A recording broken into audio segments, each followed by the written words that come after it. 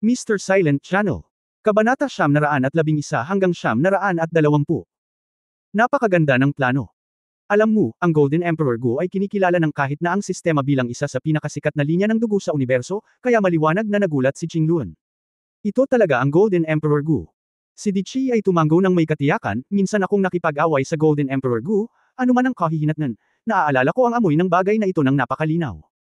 Nako, nakakalungkot na 10,000 taon na ang nakalilipas, sa nakaraang mapagpasyang labanan sa pagitan ng magkatulad na universo, kung matagumpay na may sama ng gintong emperador na si Gu ang mga tao at lumahok sa labanan, hindi naman ganoon kabigat ang mga pagkalugi sa ating universo. Ordinaryo. Tumanggo si Qingluan na may katiyakan, kung gayon, sa palagay mo ba ay magbabago ang isip ng batang ito pagkatapos na sumama sa Golden Emperor Gu? Ang mga haring lalabas ay magpapatayan at ang huling natitira ay mag-evolve sa Golden Emperor Gu. Hindi ordinaryo ang mamamatay tao na aura. Mula sa kasalukuyang pananaw, napakalinaw ng isip ng batang ito, na siyang pangunahing dahilan kung bakit hindi ko ito tinukoy. Tumawa si Dicky, nako, nasasabik ako kapag naiisip ko na sa susunod na digmaan sa pagitan ng mga parallel universe, magkakaroon tayo ng Zerg bilang isang malakas na suporta. Zerg, mayroong walang katapusang Zerg sa anumang kalawakan. Sa Milky Way, sinabi ni Ji Zining na mayroong 3 trilyong ordinaryong Zerg lamang. Ang ganitong bilang ay talagang nakakatakot. Lalo na dahil madali silang makakagawa ng mga wormhole, tiyak na mas malakas ang kanilang mga kakayahan sa suporta sa larangan ng digmaan kaysa sa mga tao. Well, kung ganoon ang kaso, ito ay talagang magandang balita.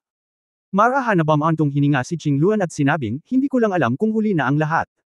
Ang higanteng black hole na sinusubaybayan natin hanggang ngayon, ayon sa mga kalkulasyon, halos kalahati na lang ang natitira. Sa wala pang 100 taon, ang limitasyon ng oras na ito ay nangangahulugan na maaari itong lumabas anumang oras.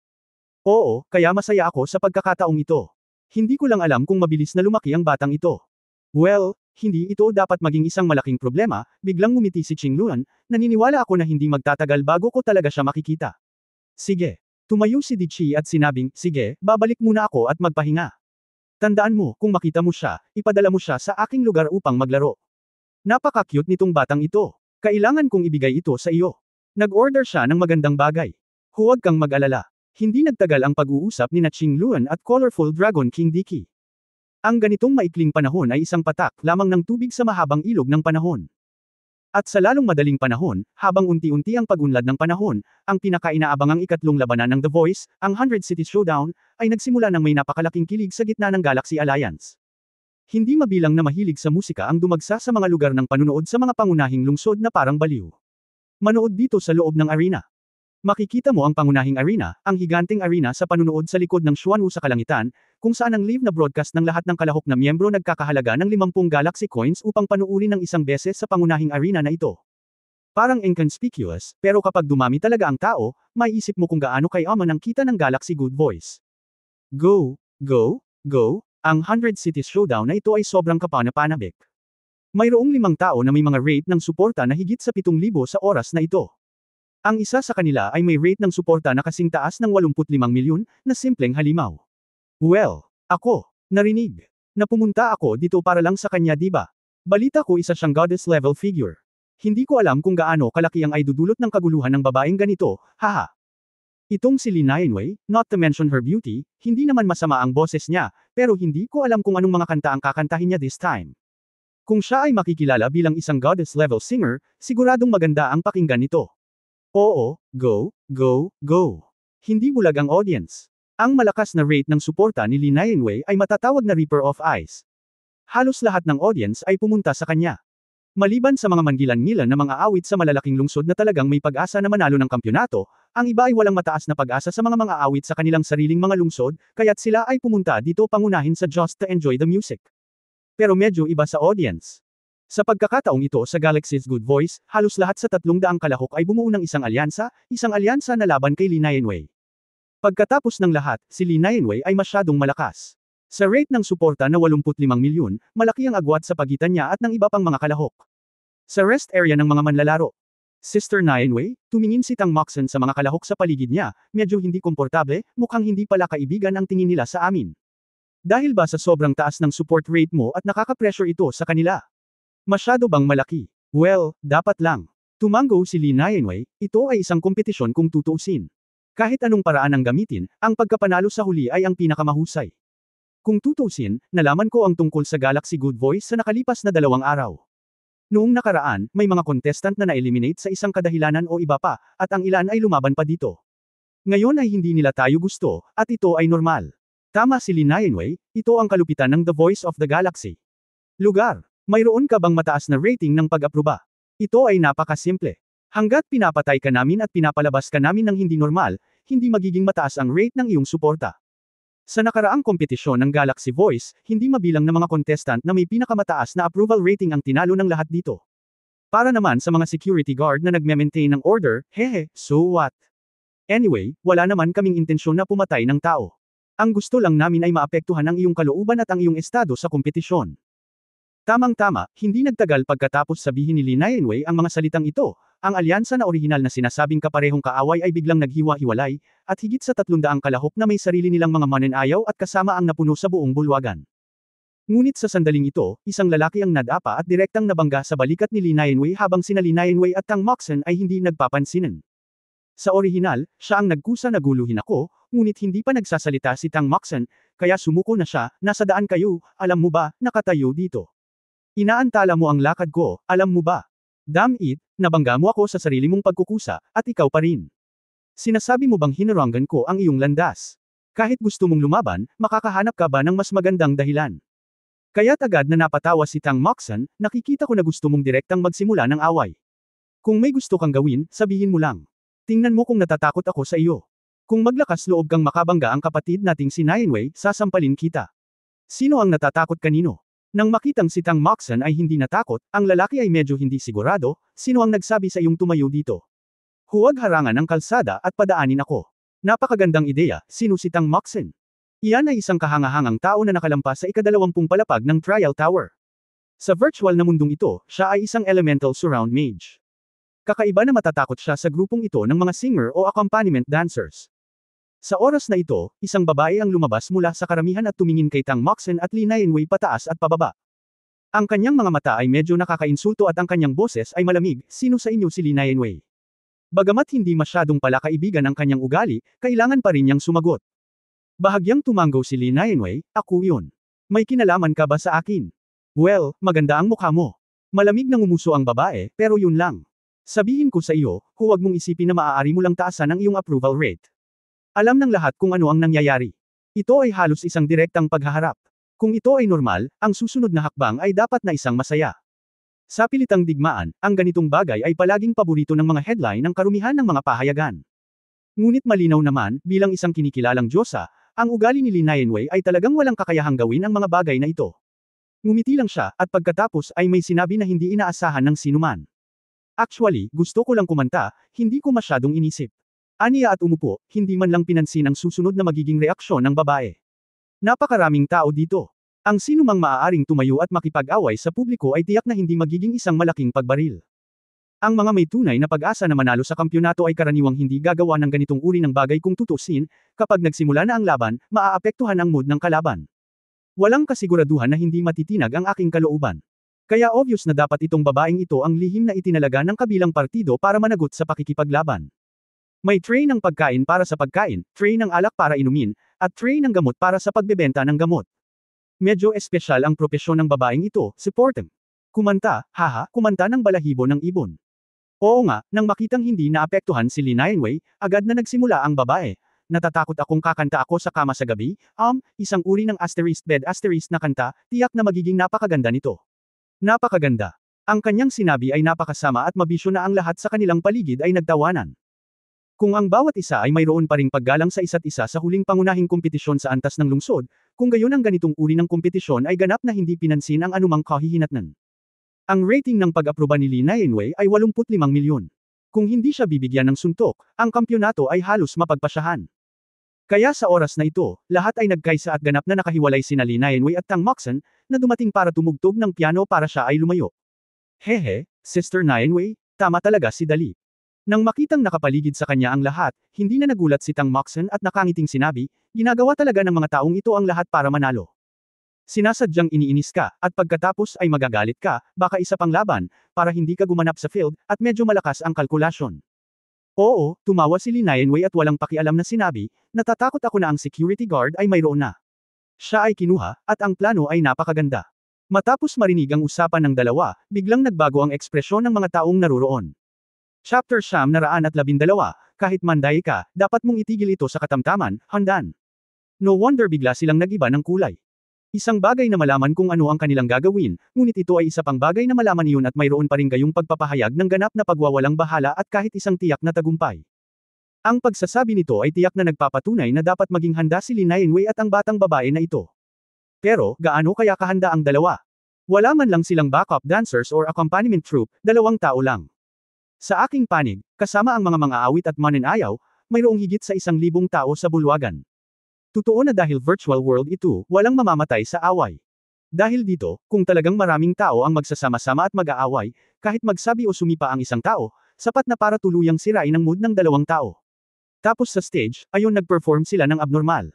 Sa pangkalahatan, para sa isang bagay na tulad nito, ang mga umaasa na makipagkompetensya para sa kampyonato ay likas na napakasaya, at ang mga walang pag-asa na manalo ng kampyonato ay natutuwa ring marinig ang tungkol dito. Anyway, hindi naman big deal panoorin ang excitement, patayin na lang isa-isa. Pero ngayon ang 2 taong ito ay may mga ganyang ekspresyon, na isa lang ang ibig sabihin, may kakaiba. Bilang isang resulta, kapag ang lahat ay nag-aalangan, sa isang iglap, lahat ay ganap na bumagsak. Sister Nainwei, mukhang walang mamamatay dito ha. Ngumiti si Tang Moxon, kung gayon ay welcome kayong dalawa. Siyempre, ang ngiti ni Lee Nainwei ay napakaamo pa rin, ngunit ang kapaligiran sa buong bulwagan ay agad na nagbago. Kinakabahan talaga. Whoosh! Isang bahagyang tunog ng hangin ang tumunog, at 2 elemental na bola, isang asul at isang ginto, ay agad na nag-condensed sa paligid ni Lee Nainwei at Tang Moxon. Sa pagkakaroon ng ganoong bagay, ang mga pagkakakilanlan ni Tang Moxon at Lee Nainwei ay madaling maihayag. Elemental Surrounding Mage. Sila talaga ay Elemental Surrounding Mage. Nang makakita ng ganoong eksena, laking gulat ng lahat. Sinong mag-aakala? Sasali ba ang Elemental Surround Mage sa naturang kompetisyon? Isa iyon sa pinakamakapangyarihang tao sa virtual na mundong ito, at anumang elemento ang pumapalibot sa salamangkero. Sa virtual na mundong ito, ang net worth ay pataas ng 20 milyon. At isang Elemental Surround Mage na may approval rating na 85 milyon. Kahit na nagdaraya ka, dapat mong itigil ito sa katamtaman, Handan. Sister Nainwei, hindi ako magiging magalang. Tumawa si Tang Moxon, at pagkatapos ang kanyang asul na elemental na bola ay naging marahas na masigla sa isang iglap. Basag-basag.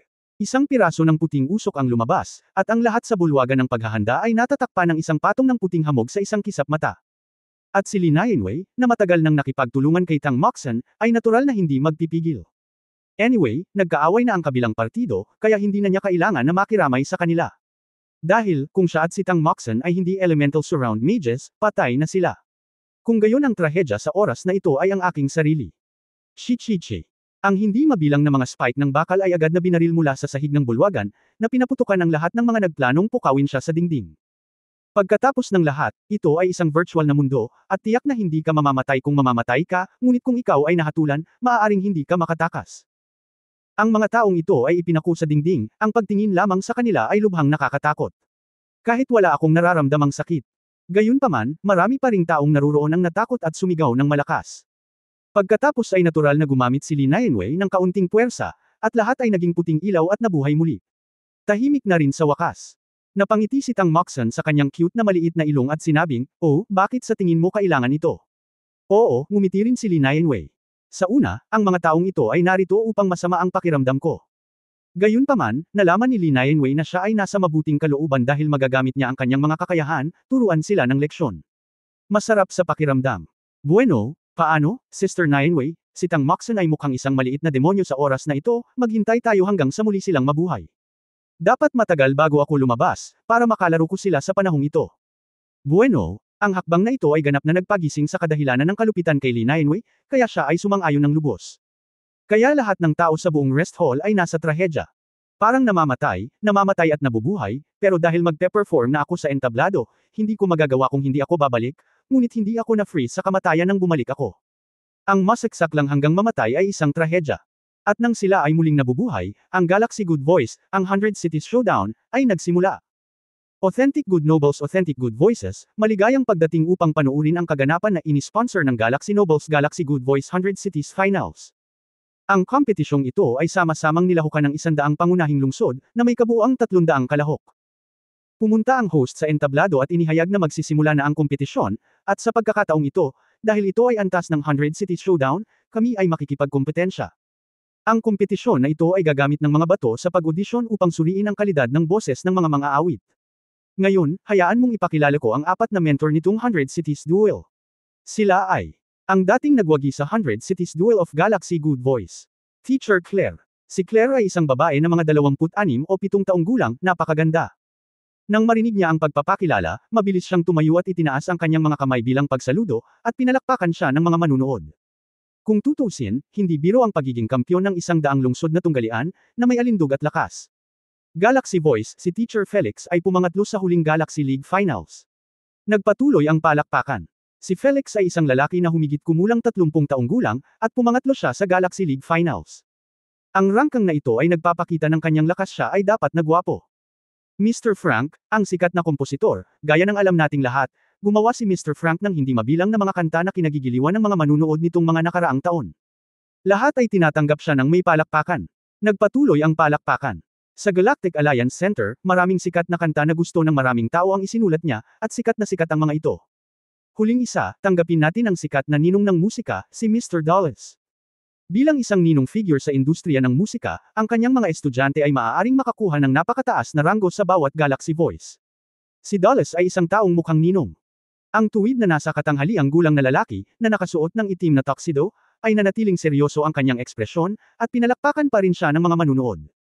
Matapos ipakilala ang apat na instructor, inanunsyo ng host na opisyal na nagsimula ang kompetisyon. Okay, ladies and gentlemen, there are 300 highly outstanding singers participating in this competition. I believe everyone can't wait. Now I announce that this is the Voice of the Galaxy, 100 Cities Showdown. The competition has officially started. Then let's invite our first contestant of Sayujo. Maligayang pagdating. Magsisimula na ang kompetisyon, naghiyawan ang lahat ng manunood. Kung tutusin, matatawag na top-notch duel ang tunggalian na ito. Ang sinuman sa kanila ay magkakaroon ng rate ng suporta na hindi bababa sa 50 milyon. Ito ay hindi bababa sa 2 o 3 antas na mas mataas kaysa sa nakaraang audition. Hindi nagtagal, isang babaeng nagngangalang Edith ang pumunta sa entablado. Tumunog ang saliw at nagsimula na ang pagkanta. Pero bago pa man siya kumanta ng ilang salita, nagbuo ang lahat ng audience. Hindi dahil sa kung ano paman, kundi dahil hindi maayos ang damit ni Edith, labis na nag-aalala ang kanyang ekspresyon, at madalas na nanginginig ang kanyang boses. Kahit na ang accompaniment team sa likod ay medyo out of tune, at nakalimutan pa ng dance team sa harap ang kanilang mga galaw. Pagkatapos itong si Edith ay kumanta ng wala pang 2 minuto, hindi na kumanta, at tumakbo palabas ng stage na umiiyak. Anong nangyayari? Si Claire, isa sa 4 na instructor, ay tumingin sa iba, napakasama ng mental na katangian na ito kaya talagang natatakutan siya sa entablado. Tapos, malaking eksena ito na maraming audience, kaya normal lang ang ma-stress. Umiling si Felix, tiyak na naalis na siya. Sa katunayan, sa tingin ko, ayon sa hindi sinasabing mga patakaran, maaaring nataman siya sa backstage. Well, ito ay dapat na halos pareho. Tumango si Frank, sa tingin ko, tiyak na oo, sayang, nakakaawa. Well, tingnan natin ang kanyang mga resulta, walang pakialam na sabi ni Dulles, bagaman abnormal ang kanyang pagganap, kailangan pa ring makuha ang mga puntos. Pagkatapos ay natural na itinaas ng lalaki ang kanyang tanda, bibigyan ko ito ng 30 puntos. Pareho. Lahat ng 30 puntos mabuti, ang perpektong score ay 100 puntos. Sa oras na ito, ibinigay din si Edie sa audition stone. Ang huling pagsusuri ni Si sa pagganap na ito. Edith, pitch, 46 points, timbre, 42 points, range, 84 points. Nang makita ang napakababang marka sa audition stone, muling narinig ng mga nakapaligid na audience ang isang mas malakas na chorus ng boss, paano nakapasok ang isang player na ganito ang kalibre? Oo, kahit nakakahiya, may hangganan, di ba? Pagtatawanan lang to sa kompetisyon. Siyempre, gaano man kalungkot, ito ay isang maliit na yugto lamang. Sa normal na kompetisyon na ito, walang kahit isang splash kaya ang host ay dumating sa entablado ng napakadeterminado at inihayag, kung gayon, anyayahan natin ang ating pangalawang kalahok na lumitaw. Pag-usapan natin ito sa orihinal. Inaabangan pa rin ng mga tao ang pangalawang manlalarong ito. Pagkatapos ng lahat, ang una ay gumanap ng hindi normal, na normal.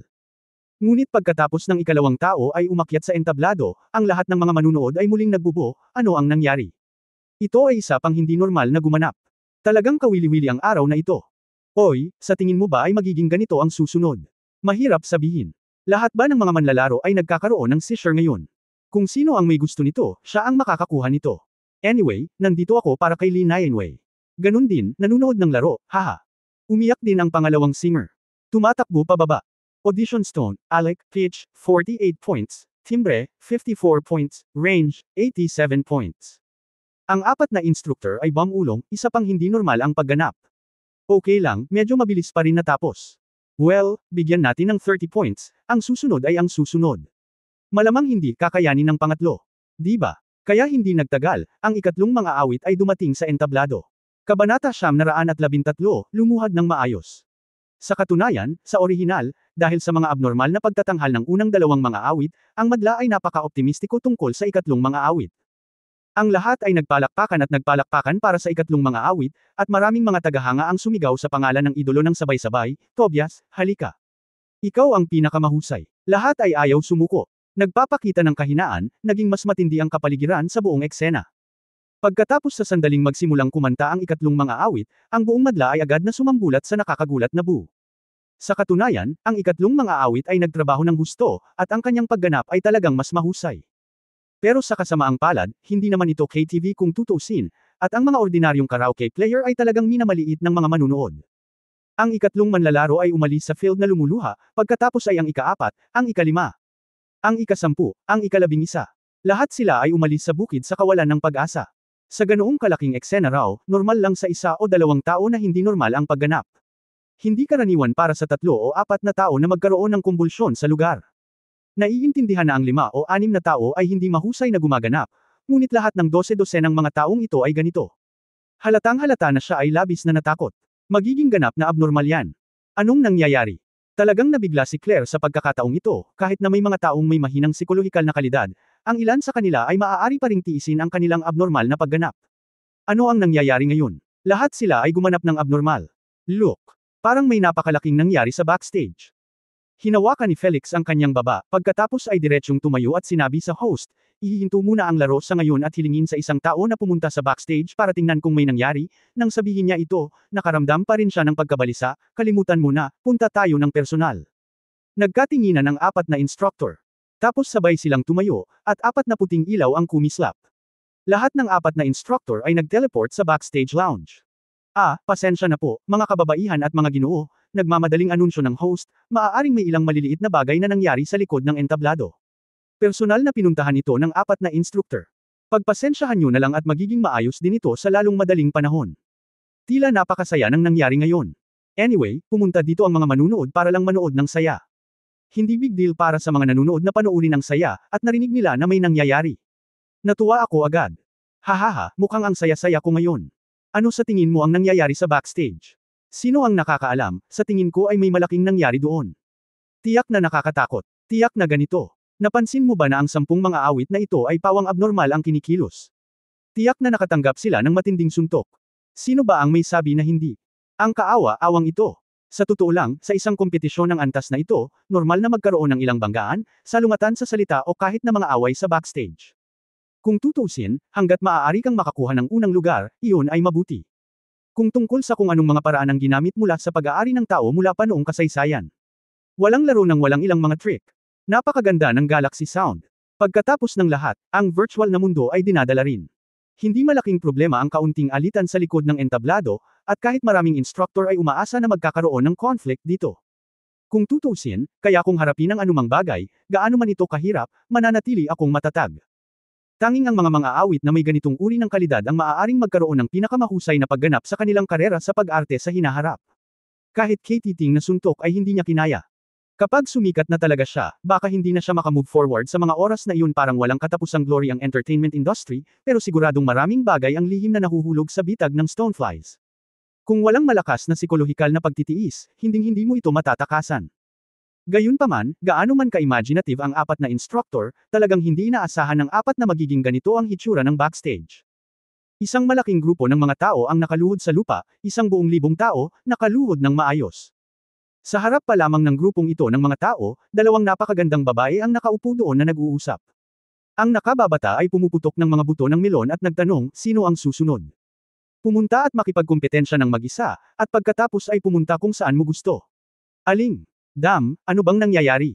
Agad namang natigilan ang 4 na instructor. Hindi naman sa hindi nila alam na madalas may conflict sa backstage, pero kung ganito ang conflicts. Sinira mo na ang pagiging patas ng laro, alam mo ba yun? Sino ka? Paano mo nagagawa ang ganoong bagay dito? Galit na galit si Claire. Noong una, mahirap manalo sa posisyon ng mentor sa Good Voice 100 Cities Showdown ng galaxy na ito, ngunit bilang resulta, ang backstage ay ginawang gulo ng dalawang babaeng ito. Paano magpapatuloy ang kompetisyon? Ang kompetisyon ay naging isang komedya, at ang kanyang tagapagturo ay napahiya din. Kami ay mga awit na lumalahok sa kompetisyon, sabi ni Lee Nianwei, ngunit hindi ito mahalaga. Sa totoo lang, pagkatapos sundan si Hong Dali, bagamat napaka-friendly ni Lee Nianwei sa iba, hindi niya namamalayan na naging mas dominante siya, ang mga taong ito ay bastos sa amin, kaya tinuruan ko na lang sila ng leksyon. Ikaw kasi. Tumingin si Lee Nianwei sa apat na tao at mabilis na naunawaan ang pagkakakilanlan ng kabilang partido, ngunit nagtanong pa rin, sino ka, maaari ka bang direktang pumasok sa backstage ng mga awit? Nandito na tayo sa oras na ito. Ang mentor ng 100 Cities Showdown. Si Felix din ay mukhang malungkot, normal lang na magkaroon ng ilang mga salungatan sa likod ng entablado, ngunit hindi mo ba iniisip na ito ay labis? Sa oras na ito, nakita niya ang isang tagapagturo na paparating at lumuhad sa lupa. Ang bawat isa sa mga awit ay umiyak ng may pasasalamat, lumundag at nagsimulang yakapin ang kanilang mga hita, apat na mentor, kailangan mo ring magdesisyon para sa amin. Oo, paano tayo makikipagkompetensya kung magpapatuloy ito? Hindi ko na matiis, kasuklam-suklam ang dalawang babaeng ito, dapat ko silang parusahan ng matinding. Nang makita ang mga awit na nakaluhod pa rin bago tumakbo para yakapin ang kanilang mga hita, biglang natuwa si Tang Moxon, teacher, isa talaga siyang big shot, pero kung hindi ka lalayo, sa tingin ko ito ay normal. Kung sila ay mag-provoke, natural lang na lumaban tayo. Maingat itong ipinaliwanag ni Hong Dali nang siya ay dumating. Hindi mahalaga kung lumahok ka sa kompetisyon o hindi, ngunit hindi ka dapat magdusa ng pagkatalo. Sasampalin ang sinumang maglakas loob na lumapit at huni. Pagdating ng singer, sasampalin ang singer. Pagdating ng security guard, hahagupitin ang security guard. Pagdating ng tutor, sasampalin ang tutor. Anyway, isang sentence lang. May mahal ako, at gusto kong magpakitang gilas sa babae ng young master. Bugbugin siya hanggang mamatay. Kaya si Tang Moxon ay lubos na nagtitiwala. Sa gitna ng Galaxy Alliance, sa kasalukuyang sitwasyon sa pananalapi ni Hong Dali, talagang hindi niya kailangang mag-alala tungkol sa sinuman si Li Tianxing ay lalaban sa kanyang salita, lalo pa ang gayong grupo ng maliliit na isda at hipon. Mga elemental surround mages ba kayo? Sa oras na ito, natuklasan ni Frank na may mali, sino ang nagpadala sa iyo? Sa pangkalahatan, ang mga elemental surround mages ay napakalakas na mga lalaki. Walang handang masaktan sila maliban kung kailangan nila. Mga ganyang tao. Kaya kahit gaano pa ako katagal, kailangan ko pa ring magtanong. Kami ang mga awit na sumasali sa kompetisyong ito. Marahan nang umiti si Lee Nianwei, at pagkatapos ay nagsabi, nagkataon lang na pinalilibutan ng mga elemento ang salamangkero. Sa oras na ito, napansin ng apat na instructor ang sobrang ganda na si Lee Nianwei, at hinawakan siya ni Dulles hinawakan ang kanyang baba.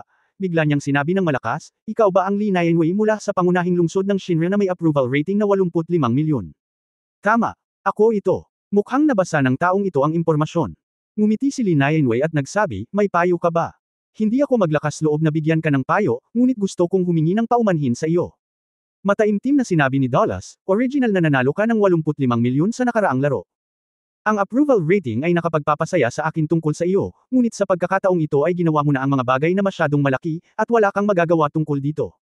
Ikinalulungkot ko lamang na sabihin na ang iyong mga rating sa pagganap ay maaapektuhan sa hinaharap. Ang mga patakaran ay nagsasaad na kung ang isang mga awit ay gumawa ng mga bagay na masyadong malaki sa likod ng entablado, 20% ang iyong pag-asa. Ang pakikipagkumpetensya para sa kampyonato ay hindi maganda ngayon. Speaking of which, si Dulles talaga. Medyo nalilito. Si Lee Nianwei mismo ang mga awit na may pinakamalaking pag-asa na manalo sa kompetisyong ito. Pagkatapos ng lahat, walang mga awit sa buong kasaysayan ng Galaxy Good Voice na makakakuha ng 85 milyong rating ng suporta. Kaya napaka-optimistic pa rin niya tungkol kay Lee Nianwei noon. Pero ang problema, dito ngayon, masyadong malaki ang ginawa niya. Walang paraan upang pumikit sa isang bagay na tulad nito na nakakaapekto sa halos lahat ng tao sa laro. Normal lang na may mga conflict sa background. Ngunit sa sukat na ito, hindi yun gagana. Tiyak na, nang marinig ang mga salita ni Dulles, ang malaking grupo ng mga tao na nakaluhod ng maayos kanina ay biglang natuwa. Ha, Lee Nianwei, ayos lang this time. Kung hindi tayo makakuha ng magandang grades, hindi ka naman magiging masaya diba? Ha. Let's see what you do this time. Ang apat na tutor ay may lyric scores powerful. Isang perfect score na 100 points. Kahit bigyan ka ng lahat ng apat na mentor ng 100 points, 80 points lang ang makukuha mo. Oo, paano kung maganda ang kondisyon mo? 20 points ang matatalo mo para sa lyrics. Kahit gaano kataas ang score sa natitirang audition stones, wala kang pagkakataong manalo sa unang pwesto. Hahaha, hindi, sa pagkakataong ito, wala ka ng pag-asa. Selos, oo. Maaaring ganap na sirain ng oras ang katinoan ng mga tao. Si Li Nianwei ang may pinakamataas na rate ng suporta sa lahat ng kalahok, at isa ring elemental surround mage. Dahil sa kakaibang kondisyon na iyon, nabaliw sa selos ang lahat ng mga mang-aawit na naruroon. Lahat tayo ay tao, kaya bakit napakalaki ng mga pagkakaiba? Dahil wala akong pag-asa na manalo sa unang pwesto, magiging napakasayang makita ang pinakamakapangyarihang kalaban para sa pagkahulog ng kampyonato. Sa pakikinig sa mga salita ng mga tao sa kanilang paligid, hindi natakot sina Tang Moxen at Li Nianwei. Ang pangunahing dahilan ay nagpasya si Li Nianwei na huwag lumahok sa mga susunod na laro pagkatapos nito. Kung wala kang pagnanasa, magiging malakas ka. Anyway, hindi mo talaga sineseryoso ang laro, kaya ano pa ba ang dapat ikatakot? Kaya hindi ito sineseryoso ni Li Nianwei. Bahagyang tumanggaw siya, at pagkatapos ay nagtanong, well, naiintindihan ko, mayroon pa ba? Pagbabayaran mo ang iyong kayabangan. Sa totoo lang, galit na galit din si Claire sa mga oras na ito. Ang Li Nianwei sa kanyang harapan ay mas maganda kaysa sa kanya, at ang kanyang rating sa pag-aproba ay higit sa 13 milyon na mas mataas kaysa dati. Isa rin siyang elemental surround mage, at sino man sa mga ito ang nagpapadesperado sa kanya napaka-excited ng pakiramdam na iyon. Loko, dahil nakatayo sa harap ni Li Nianwei, matatawag lang na sidekick ang kanyang mentor, habang si Li Nianwei ang palaging bida. Kabanata 914 na parusa. Si Claire mismo ay labis na nagseselos kay Li Nianwei, na masasabi sa ilang lawak, ngunit ang pinakamahalagang bagay ay ang saloobin ni Li Nianwei. Hindi mo ako sineseryoso, mentor mo ako. Kung hindi ka man lang humingi ng tulong sa ganitong sitwasyon, ano sa tingin mo kami? Bilang tagapayo ng larong ito, bagaman hindi malaki o maliit ang aking kapangyarihan, hindi magiging madali ang pagbagsak sa iyo upang hindi ka maging kampyon. Maghintay ka lang, pagsisisihan mo pagdating ng panahon. Okay, ngayong naiintindihan na namin ang lahat, si Felix ay isang maginoo kung tutuusin. Sa katunayan, agad siyang nabigla nang makita niya si Li Nianwei, at ang maliit na batang babae sa tabi ni Li Nianwei ay mukhang maganda at mabango. Felix is still very willing to be a peacemaker, ang ganitong maliit na alitan sa likod ng mga eksena ay normal, ngunit sa pagkakataong ito ay medyo mas seryoso ang sitwasyon. Dahil wala nang iba, lahat ay dapat umalis ngayon at bumalik ng maayos. Humanda ka, magsisimula na naman ang laro. Well, yun lang. Kinawean ni Frank ang kanyang kamay, maghanda na tayo. Ngayong naiintindihan na ang lahat, nagkatinginan ang apat na instructor. Umalis ka na. Mukhang may hindi inaasahang mangyari sa 100 Cities Showdown na ito. Pagbalik niya sa kanyang upuan, medyo hindi nasisiyahan si Claire, itong Li Nianwei na ito ay hindi kami sineseryoso. Alam kong sikat siya at maganda, pero hindi niya kami dapat baliwalain, di ba? Kung tutuusin, baguhan pa lang siya, at mga mentor din kami kung tutuusin. Nakakadiri talaga ito. Okay. Oo, ngumiti si Felix, huwag mo munang isipin iyon sa ngayon. Pakiramdam ko ay may kakayahan ng isang taong may ganoong mataas na rate ng suporta. Well, gawin na lang natin ang ating bahagi. 100% lang ito porsyento. Sa 20. Okay lang ang kulitan at kutsain sa likuran, at kahit ang paminsan-minsang away ay madadahilan. Ngunit gawin ang mga bagay na masyadong malaki. Direktang maaapektuhan nito ang karamihan sa paglahok ng mga kalahok, at ang ganitong senaryo ay magiging napakasama. Kaya ayon sa mga regulasyon, kapag may nangyaring ganito, 20% ng rating ng instructor ang direktang ibabawas bilang penalty. Kaugnay nito, bahagyang tataas ang rating ng instructor para sa iba pang apektadong estudyante. Kung paano siya mag-perform sa field, walang masabi kung ang kaunting pangungutya at suntok ay makakaapekto sa kanyang kalooban, ganoon din ang development sa entertainment industry. Hindi mahalaga kung ito ay mabuti o masama. Bilang dating kampyon ng 100 Cities Showdown, si Claire talaga ay may napakagandang psychological na kalidad. Ngunit ang problema ay pinupuri siya ng iba sa nakalipas na 2 taon. Maliban sa mga maharlikang galactic, lahat ng nakakakita sa kanya ay dapat tretuhin siya bilang isang malaking bituin, tama ba? Wala bang skit na magandang sabihin? Hindi mo ako tinatanggap. Kaya galit na galit si Claire. Naghanda pa nga siya, naghihintay lang kung paano gagawing kalokohan ni Li Nianwei ang sarili niya. Sa pagkakataong ito, sa backstage, medyo lumakas ang loob ng lahat dahil sa nangyari sa dati nilang mentor. Gayunpaman, nang kaharap si Li Nianwei, sinubukan ko pa rin ang aking makakaya na huwag magalit sa kanya ang babaeng ito ay mukhang walang malasakit, ngunit siya ay talagang hindi malabo sa kanyang mga aksyon. Hindi niya kayang saktan siya, kaya pabor lang ang maibibigay niya sa kanya. Nang makita ang apat na instructor na bumalik sa kanilang mga upuan, ang host ay nagtanong sa mahinang boses, naresolba na ba ang usapin sa likod ng entablado? Maaari kong ipahayag ang resulta. Nalutas na. Ngumiti si Claire, Li Nianwei dahil naapektuhan nito ang normal na kompetisyon ng karamihan sa mga kalahok, kaya 20% ng rating ng instructor ay ibabawas. Ito ay isang desisyon na ginawa ng lahat. Tumanggo rin ang 3 pang instructor. Ito, ang host ay talagang nabigla, si Miss Li Nianwei ba? Tama iyan. Tiyak na sigurado si Claire, ito ang Li Nianwei na may rate ng pag-aproba na 85 milyon. Okay. Dear ladies and gentlemen everyone. Matapos matanggap ang kapana-panabik na balitang ito, agad na inihayag ng host na magpapatuloy ang kompetisyon, pinananatili kung naghihintay ang lahat. May maliit na sitwasyon sa likod ng entablado. Ayon sa apat na instructor, ang kalahok na si Miss Lee Nainwei ay nakialam sa karamihan ng kompetisyon. Ang kompetisyon ng mga miyembro ay mapaparusahan sa pamamagitan ng pagbabawas ng 20% ng rating ng instructor. Pagkasabi pa lang ng host ng mga katagang ito, nagwala agad ang buong eksena. Oh my God, di ba? 20% ng rating ng instructor ang nabawas, kaya halos wala ng pag-asa na mauna. Lee Nainwei, naparito ako para panoorin ang kompetisyon na ito para sa kanya, ngunit ngayon sabihin mo sa akin, mababawas ng 20% ang marka ng kanyang tagapagturo. Ano ang mali sa antas ng kompetisyong ito? Tapos na, akala ko kakayanin ni Lee Nainwei. Ang nanalo sa unang pwesto ay mukhang hindi na manalo sa pagkakataong ito. Oh, malapit nang maalis si Lee Nainwei. Ang kampyon ay si Caroline mula sa aming pangunahing kagubatan ng lungsod. Mga madla, nagkaroon ng maraming talakayan tungkol sa lahat.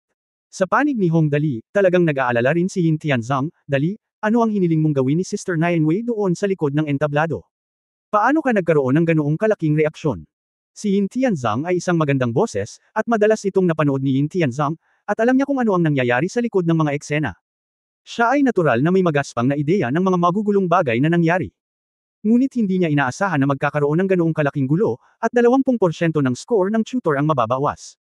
Ang Galaxy Good Voice, 100 Cities Showdown, at ang huling championship ay nahahati sa tatlong bahagi. Sa unang hakbang, ang Audition Stone ay nagbibigay ng 3 rating sa mga kalahok. Ang hakbang na ito ay ang pinakamahalaga, dahil ang pagsusuri ay pangunahing nakatuon sa mga pangunahing kondisyon ng kalidad ng mga kalahok. Kung tutusin, bilang isang mga awit, ang pundasyon ang pinakamahalaga. Kung walang pundasyon, lahat ng iba ay walang kaparehkan. Sa ikalawang hakbang, ang apat na instructor ay nagbibigay ng komprehensibong marka ng kanta, kabilang ang melody, ritmo, lyrics, at iba pa. Ang mga marka ng apat na instructor ay pinagsama at na-average, na siyang huling marka sa ikalawang hakbang. Sa oras na ito, ang marka ng unang hakbang ay idinaragdag sa marka ng ikalawang hakbang, na pinarami ng 100, at pagkatapos ay ipinasok ang ikatlong hakbang. Ang ikatlong hakbang ay ang pinakasikat na hakbang ng 100 Cities Showdown, ang rate ng suporta ng 100 cities. Sa session na ito, ang lahat ng manunood sa 100 pangunahing lungsod na gusto ng Galaxy Voice ay maaaring pumili na suportahan ang kanilang paboritong manlalaro sa kompetisyong ito. Ang rate ng suporta at pagpapalitan ng punto ay nangangahulugan na ang bawat 3 milyong tao ay maaaring makipagpalitan ng 1 punto. Ang 300 milyong tao ay 100%. Tulad ng para sa 100 Cities Showdown, dahil mayroong 100 pangunahing lungsod, ang kabuuang bilang ng mga tao ay humigit kumulang malapit sa 50 bilyon. Sa madaling salita, sa napakaraming tao, ang rate ng suporta para sa pagkapanalo sa kampyonato ay karaniwang nasa 3 bilyon. Hinati sa 3 milyon, nangangahulugan ito na makakakuha ka ng halos 1,000 puntos. Ngunit ngayon dahil sa nangyari noon, mababawas ng 20% ang rating ng tutor ni Lee Nainwei. Ano ang konsepto na iyon? Ito ay halos katumbas ng, kahit na ang lahat ng apat na instructor ay magbigay ng perpektong marka na 100 puntos, makakakuha ka lamang ng 80 puntos sa dulo. Paano natin maitali ang 20 puntos na pagkakaibang ito? Napakasimple lang, makakuha lang ng 60 million more votes. Pero ang problema, madaling sabihin pero mahirap gawin. Halos walang malaking agwat sa rate ng suporta nitong 100 Cities Duel sa huli. Hindi ko alam kung ilang beses na nangyari ang 100 Cities Duel, pero ang final champion ay magkakaroon lamang ng 10 hanggang 20 milyon na suporta kaysa sa runner-up. Ngayon ay ibinawas na si Lee Nainwei ng 60 milyon ng kanyang approval rating bago pa man magsimula ang kompetisyon. Kung nangyari ito sa iba, malamang na bumagsak na siya. Siyempre, hindi ko alam kung ang iba ay bumagsak o hindi, ngunit tiyak na hindi bumagsak ang Hong Dali. Nakangiting inalo niya si Yin Tianzang, I just asked Xingchen and Sister Nainwei to be wrong backstage. Anyway, elemental surround mages din sila. Kung may nag-provoke sa kanila, lumaban ka lang, hehe. Mukhang this time, sila you must be having a lot of fun backstage. Kalokohan, paano ka hindi magiging masaya? Mayroong higit sa 1,000 tao, nakaluhod ng maayos. Sister Nainwei, mukhang medyo mahirap manalo ng championship sa pagkakataong ito. Behind the scenes, si Tang Moxon, tulad ni Hong Dali, ay may walang pakialam na ekspresyon at nakangiting sinabi, pero sa kakayahan mo, Sister Nainwei, kung kakantahin mo ang kantang iyon, hehe.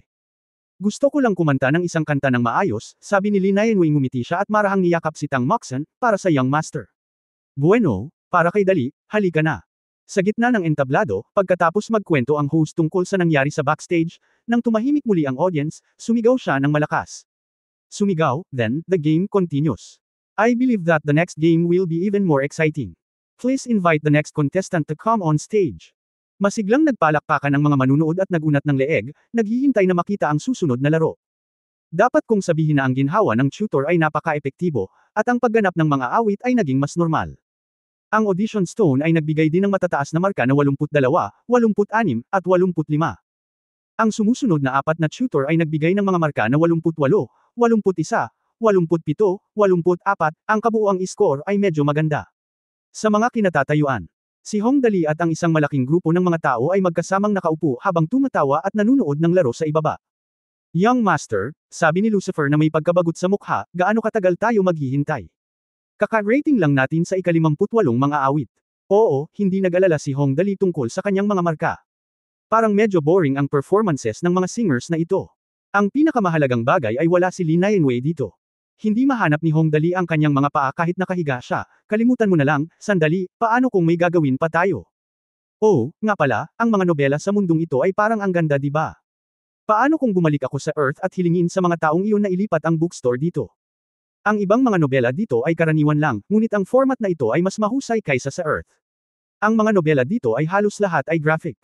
Bilang karagdagan sa mga salita, ang bawat nobela ay maaari ding nilagyan ng mga ekspresyon at tunog na mukhang napakasaya. Of course, in terms of content, it's just so-so. Gayunpaman, ito ay halos pareho. Mayroong ilan sa mga minamahal na obra maestra, ngunit hindi talaga gustong basahin ni Hong Dali ang mga ito. Ang gusto niya ay ang uri ng kasiyahang nagmumula sa simula. Sa dulo ng libro, parang isang tampal ng basura sa mukha, gintong daliri na dumurog dito, ulap ng mga dilag, lahat ng malungkot at nakakasakit ng pusong love story na hindi pa nababasa ni Hong Dali. Kabanata 915, ang kompetisyon ay tungkol sa lakas. Ito ay isang magandang ideya. Matapos marinig ang mga salita ni Hong Dali, tumanggaw si Lucifer, kung gayon, kapag natapos na ang kompetisyon, Young Master, maaari mo bang dalhin ang tindahan ng libro? Sa tingin ko, dapat itong maging sikat dito. Well, here we go. Titingnan ko pagdating ng panahon. Tumingin si Hong Dali sa oras, mahigit 2 oras na. Si Sister Nainwei ay nasa ika-136 na pwesto. Kailangan pa niyang maghintay ng mahigit 2 oras. Simply bored, binigyan lang ng pansin ni Hong Dali ang pang-araw-araw na buhay ng mga tao sa paligid niya. Liang, kumusta ang practice mo doon? Bamulong si Liang, ito ay medyo maganda sa ngayon. Kahit na ako ay medyo tanga, ngunit nasa akin ang gabay ni Mr. Wang. Medyo maganda ang progress. Aba, mabuti naman. Nasaan si Kuya Levi? Hinawakan ni Hong Dali ang kanyang baba. Speaking of Brother Levi, parang matagal ko na siyang hindi nakikita. Si Brother Levi ay nagsasanay kamakailan sa Thunder Martial Arts Arena. Hindi man lang nag-alala si Liang tungkol kay Levi, ang kanyang pag-unlad ay sinasabing napakabilis, at si Miss Christina ay nagsasanay sa tore ng pagsubok, at ang kapatid na demonyo ng dugo ay nasa trial tower din. Sinasabi na siya ay nakapasa na siya sa ika-20 na antas. Siya ay nasa level 1 na, at ang kanyang talento ay napakalakas. Well, itong mga kasama ko ay talagang mabilis ang pag-unlad, haha. Pagkatapos ay ipinakilala ni Liang kay Hong Dali ang mga nagawa ng kanyang godson na si Xiaobai Heko, naglalaro din si Young Master Xiaobai Heko sa trial tower. Narinig kong sinabi niya na nakapasa siya sa ika-24 na palapag at kasalukuyang nasa ika-25 palapag. Gumugulong-gulong siya. Aba, hindi siya nakalampas. Ang munting bastard na ito ay may kakayahan. Matingkad na ngumiti si Hong Dali, well, titingnan ko pagbalik ko. Siya nga pala, yung Big Root Bone Forging Grasses na nakuha natin, maaari nating hatiin pagkatapos ng laro. Kung hindi mo ito gagamitin, hindi sila mauubos. Si Jiang Chenzo, na nakatayo sa tabi, ay lihim na bamantong hininga. Ang taong ito, hindi nakakagulat na tretuhin siya ng lahat ng tao sa paligid niya na parang isang kayamanan. Hindi siya naging maramo pagdating sa magagandang bagay. Kaya talaga minsan, talagang kinainggitan ni Jiang Chenzo ang mga natalo sa paligid ng Hong Dali. Kilalang kilala ni Yin Tianzang ang mga tao sa paligid ng Hong Dali. May kasabihan na kung napakaraming kuto, huwag kagatin. Nasa Galaxy Good Voice Competition na tayo ngayon, at nakakatuwang panuurin ang kompetisyon. Biglang sinundot ni Yin Tianzang ang braso ni Hong Dali at bamulong, Dali, tingnan mo, tingnan mo, tingnan mo, ang susunod na mga awit ay ang may approval rate na higit sa 7,000 taels. Milyon-milyong Caroline. Oo naman, tumingin sa direksyon na itinuro ni Yin Tianzang, ang host ay naglakad na papunta sa entablado. Tumigil siya saglit at hinintay na tumahimik ang audience. Ngumiti ang host at ipinakilala ang susunod na mga awit. Bueno, mga kababaihan at mga ginoo, mangyaring anyayahan ang aming susunod na kalahok, Miss Caroline, na dalhin sa amin ang napakagandang awiting ito na, Time is Eternal. Lahat ay tinatanggap ito ng may palakpakan. Nang marinig ang sinabi ng host, lahat ng audience ay nagpalakpakan. Sa pangkalahatan, mayroon lamang 5 tao na may potensyal na manalo sa Galaxy Voice sa pagkakataong ito. At itong si Caroline. Eksaktong isa sa kanila. Ang pangunahing lungsod ng Forest City ay may rate ng suporta na 72 milyon. Kung maabot nito ang antas na ito, ang kabuuang lakas nito ay tiyak na hindi magiging masama. Nasa stage si Caroline. Haha, isa siya sa pinakaabangan kong singer. Napakaganda niya at magaling kumanta. Caroline, mahal kita. Halika na. Hindi mabilang na madla ang narito. Shares for her, and soon. Si Caroline sa isang light yellow na prinsesa na damit. Sa entablado. Bilang seeded player na manalo sa championship, halos maluho ang hitsura ni Caroline. Isang dance team na may 500 tao. Ang malaking symphony orchestra sa likod ay walang pag-aalinlangan na kapag nagsimula na ang pagtatanghal, tiyak na maaakit ni Caroline ang atensyon ng lahat sa madla. Maya-maya, nagsimula na ang performance ni Caroline. No wonder isa siya sa mga awit na may pinakaasang manalo sa kompetisyon. Lihim na tumango si Felix mula sa mga manunood, ang ganda ng boses, at napakaganda din ng pagpili ng kanta. Sa tingin ko, kahit 75 puntos lang ang kanyang makukuha. Sumang-ayon si Frank Bueno, karaniwang hindi ito isang malaking problema, kailangan lang nating maghintay at makita kung ano ang marka mula sa bato ng audition. Ang ganda ng Caroline na ito, wala namang masamang impresyon si Claire kay Caroline. Mas maganda ang pakiramdam kaysa sa panig ni Lee Nainwei. Ganito ang mga tao, kung may kaaway silang target, madaling makahanap ng friendly target. Ganyan si Claire. Nagalit siya dahil hindi siya sineseryoso ni Lee Nainwei, kaya nagkaroon siya ng kaunting pagmamahal kay Caroline, na hindi pa niya nakakausap noon. Ngunit huwag maliitin ang kaunting kabutihang ito. Sa isang kompetisyon ng antas na ito, isang maliit na pagkakaiba lamang ay sapat na upang matukoy ang mananalo. Higit pa rito, dahil sa nakaraang insidente, ang rating ni Lee Nainwei mula sa instructor ay nabawas ng 20%. Hindi nagtagal, natapos ni Caroline ang kanyang pagganap. Nagpalakpakan ng buong audience para i-cheer si Caroline, ang paborito nilang kandidato para manalo ng championship. Sa sandaling ito, ibinigay din sa audition stone ang huling marka ni Caroline. Caroline, pitch, 94 points, timbre, 95 points, range, 95 points. Isang 74 na puntos. Dalawa para sa 75 puntos. Ang ganitong resulta ay maaaring tawaging ganap na kampyon sa larong ito. Caroline, ang galing mo talaga. Ang instructor na si Felix ang unang tumayo, pumalakpak at nagbigay ng pinakamataas na papuri kay Caroline, ang iyong pagganap ng kantang ito ay perpekto. Halos hindi ako makahanap ng anumang mga pagkakamali. Sa makatuwid, ang aking score para sa larong ito ay 100 puntos. Salamat, instructor, sabi ni Caroline, pinipigilan ang kanyang pananabik. Ang pinakawalang malasakit na hitsura. May malabong ngiti sa kanyang mukha, at ang kanyang buong pagkatao ay nagpakita ng napakalakas na kumpiyansa. 100 points din ang score na binigay ko. Ngumiti si Frank at tumango, napakaganda ng performance, walang mali doon. Ang galing mo talaga, nakangiting sabi ni Claire, 100 points. Pareho. Sa wakas ay nagbigay si Dallas ng 100 puntos, sa ngayon sa larong ito, ikaw ang pinakanasiyahan sa akin. Halika. Salamat sa apat na instructor. Nanginginig ang boses ni Caroline. Isang audition stone ang nakakuha ng 74 at 275 puntos. Lahat ng apat na instructor ay nakakuha ng perpektong marka. Ang ganitong resulta ay halos katumbas ng pag-aanunsyo sa lahat na siya, si Caroline, ay halos tiyak na magiging kampyon ng 100 Cities Showdown na ito. Lounge sa backstage. Nang bumalik si Caroline dito, hindi niya namamali na tumingin kina Lee Nainwei at Tang Moxon, na tahimik na nakaupo, at pagkatapos ay kumunot ang gilid ng kanyang bibig na may tanda ng tagumpay. Paano naman ang approval rating na 85 milyon? Iyon ang lahat ng mga bagay ng nakaraan. Tanging ang mga resulta na nakuha sa entablado ngayon ay maaaring ituring bilang ang tunay na mapagpasyang resulta. Ako, si Caroline, ang magiging ultimate champion ng kompetisyong ito. Sister Nainwei, bulong ni Tang Moxon kay Lee Nainwei, mukhang napakataas ng score ni Caroline. Hindi katakataka na sinasabi nila na isa siya sa pinakamakapangyarihang kalaban para sa kampyonato na ito. Talagang napakahusay niya. Well, in fact, speaking of it, walang gaanong reaksyon si Lee Nainwei, hindi madali para sa mga tulad nila na pumunta dito. Kung hindi sila nagkusa na guluhin tayo, hindi naman siguro magiging masama ang performance nila, haha. Totoo iyon. Ngumiti si Tang Moxon at sinabi, ang mga taong ito ay magkaparehong kaaway. Sayang naman, hehe. Well, kapag ang isang ruffian ay nakatagpo ng isang elemental surround mage, maaari lamang siyang mamuhay ng isang buhay ng pang-aabuso at hindi mapangalagaan ang kanyang sarili. Sino ang nagsabi sa kanila na maglaro ng dirty? Masarap magkaroon ng magandang laro. Sa mga stand sa labas. Dali, mukhang magiging problema ito, sumimangot si Yin Tianzang, hinawakan ang kanyang baba, at sinabi sa malalim na boses, itong si Caroline ay isa talaga sa mga aawit na may pinakamataas na boses para sa pagkapanalo ng kampyonato. Pagkatapos ng gayong pagtatanghal, ang score ay malayo na sa unahan.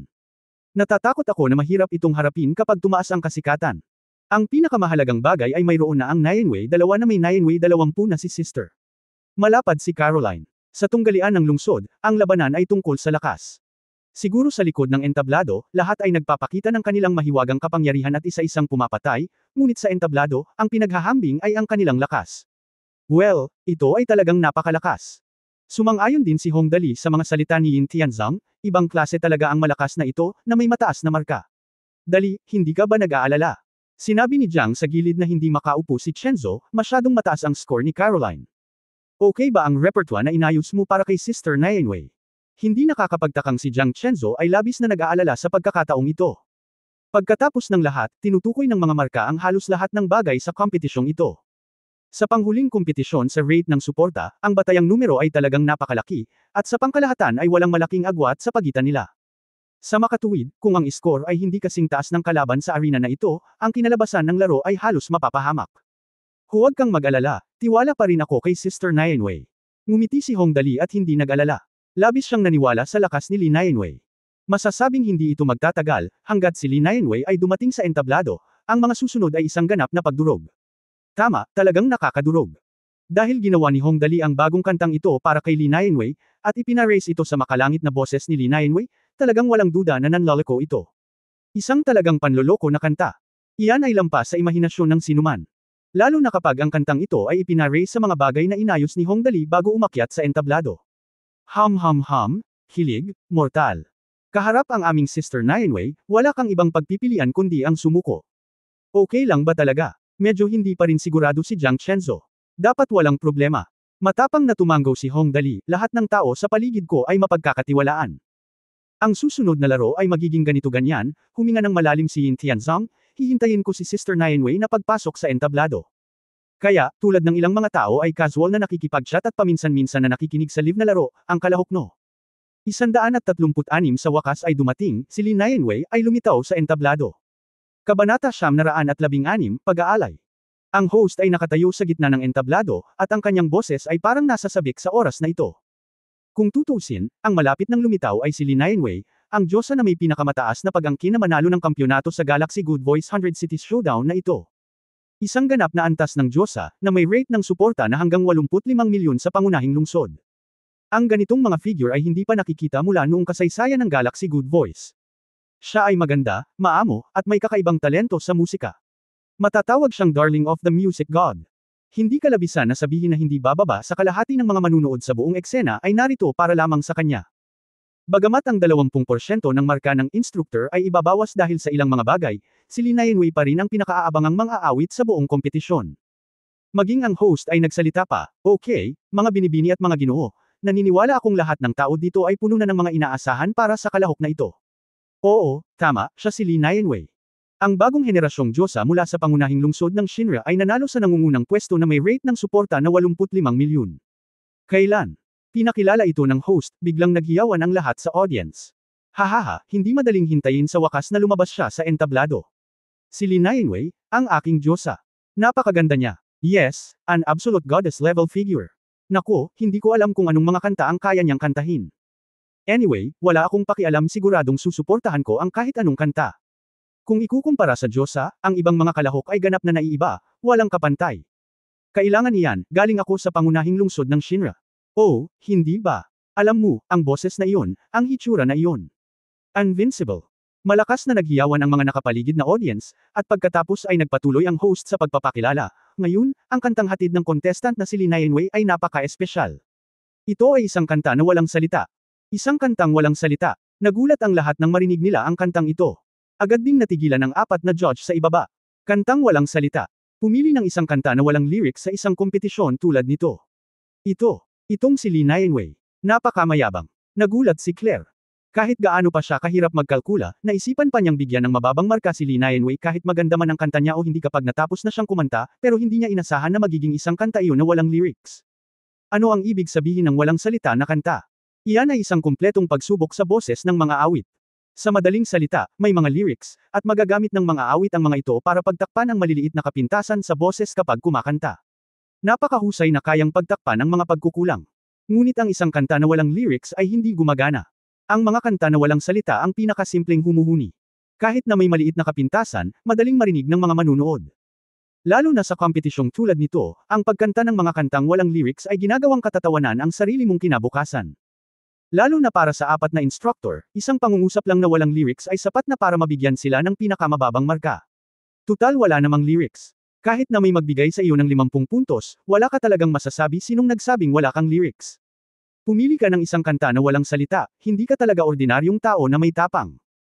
Huminga ng malalim si Felix at sumandal sa upuan, itong si Lee Nianwei, parang confident talaga sa boses, haha, to be honest, I'm really looking forward to it. Sobrang lakas ng loob, and since I chose a song without lyrics, nakangiting sabi ni Frank, hintayin na lang natin ang magandang palabas. I wouldn't dare to do this without two brushes. To be honest, I really feel that. Siguro mas maging maingat tayo hindi naman tanga ang mga manunood na iyon. Oo, papagalitin ka dahil kusa kang magbigay ng mababang marka. Nagtapos si Dallas, makinig ka muna. Hayaang kumanta siya, at pag-uusapan natin ang iba pang mga bagay mamaya. Si Claire sa gilid ay talagang gustong bigyan siya ng mababang marka, ngunit may katuturan pa rin ang mga salita ni Dallas hindi naman bobo ang mga manunood. Okay, kung gayon, gamitin natin ang pinakamainit na palakpakan para salubungin ang ating bagong henerasyon ng Diyosa, si Miss Lee Nianwei, sa entablado. Ang kantang kinakanta niya ngayon ay tinatawag na dedikasyon. Mataas ang boses at puno ng kalituhan ang boses ng host. Sa isang iglap, lahat ng manunood ay nagbigay kay Lee Nianwei ng pinakamainit na palakpakan. Sa backstage rest hall, sa wakas ay lumabas sina Lee Nianwei at Tang Moxon. Nakahinga ng maluwag ang iba pang mga kalahok na pinahirapan at hindi makayanin ang kanilang sarili, at pagkatapos ay nagkaroon ng mga nakakalokong talakayan. Sa wakas ay umalis na ang dalawang malupit, mabangis, mabagsik na babae. Sa wakas ay nakahinga na ako ng maluwag. Oo, nalampasan ko rin sa wakas. Oy, ngayon mo lang ba narinig? Kakanta daw siya ng kanta ng walang salita. Simple lang. Hindi, siya ang may pinakamagandang pagkakataon na manalo ng kampyonato.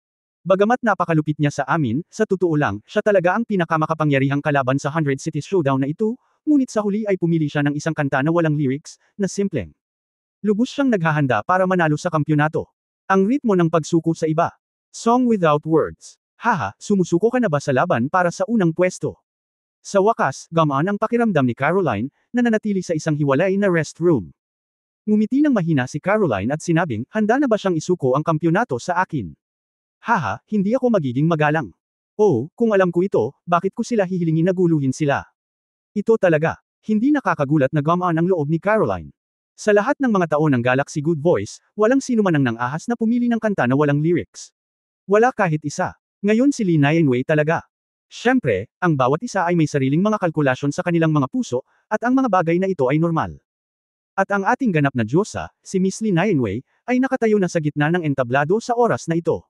Umupo si Tang Moxon sa harap ng piano. Sa pagkakataong ito, responsibilidad niyang samahan si Lee Nianwei. Zinkson, handa na ako. Bahagyang tumanggo si Lee Nianwei kay Tang Moxon, ano ang tungkol sa iyo? Pareho. Nakangiting sumang-ayon si Tang Moxon, at pagkatapos ay sabay na sinabi ng dalawa, bueno, sa pagkakataong ito, maglaro tayo ng mas malaki. Fair na. Sabi nila, at pinatawag talaga nila ang elemental na bola na kumakatawan sa pagkakakilanlan ng elemental surround mage ng sabay. Pagkakita pa lang nila ng ganoong eksena, natuwa agad ang lahat ng audience. Masasabing sa entablado na ito, napakalaki ng mga mananayaw at saliw, at nakita na sila ng mga manunood, ngunit ang dalawang elementong nakapaligid mismo sa mage sa entablado ay ang mga mismong mga awit, at ang pinakamagagandang bagay ay ang lead singer, na hindi pa nagagawa. Ang Diyosa na may rate ng suporta na 85 milyon sa pangunahing lungsod.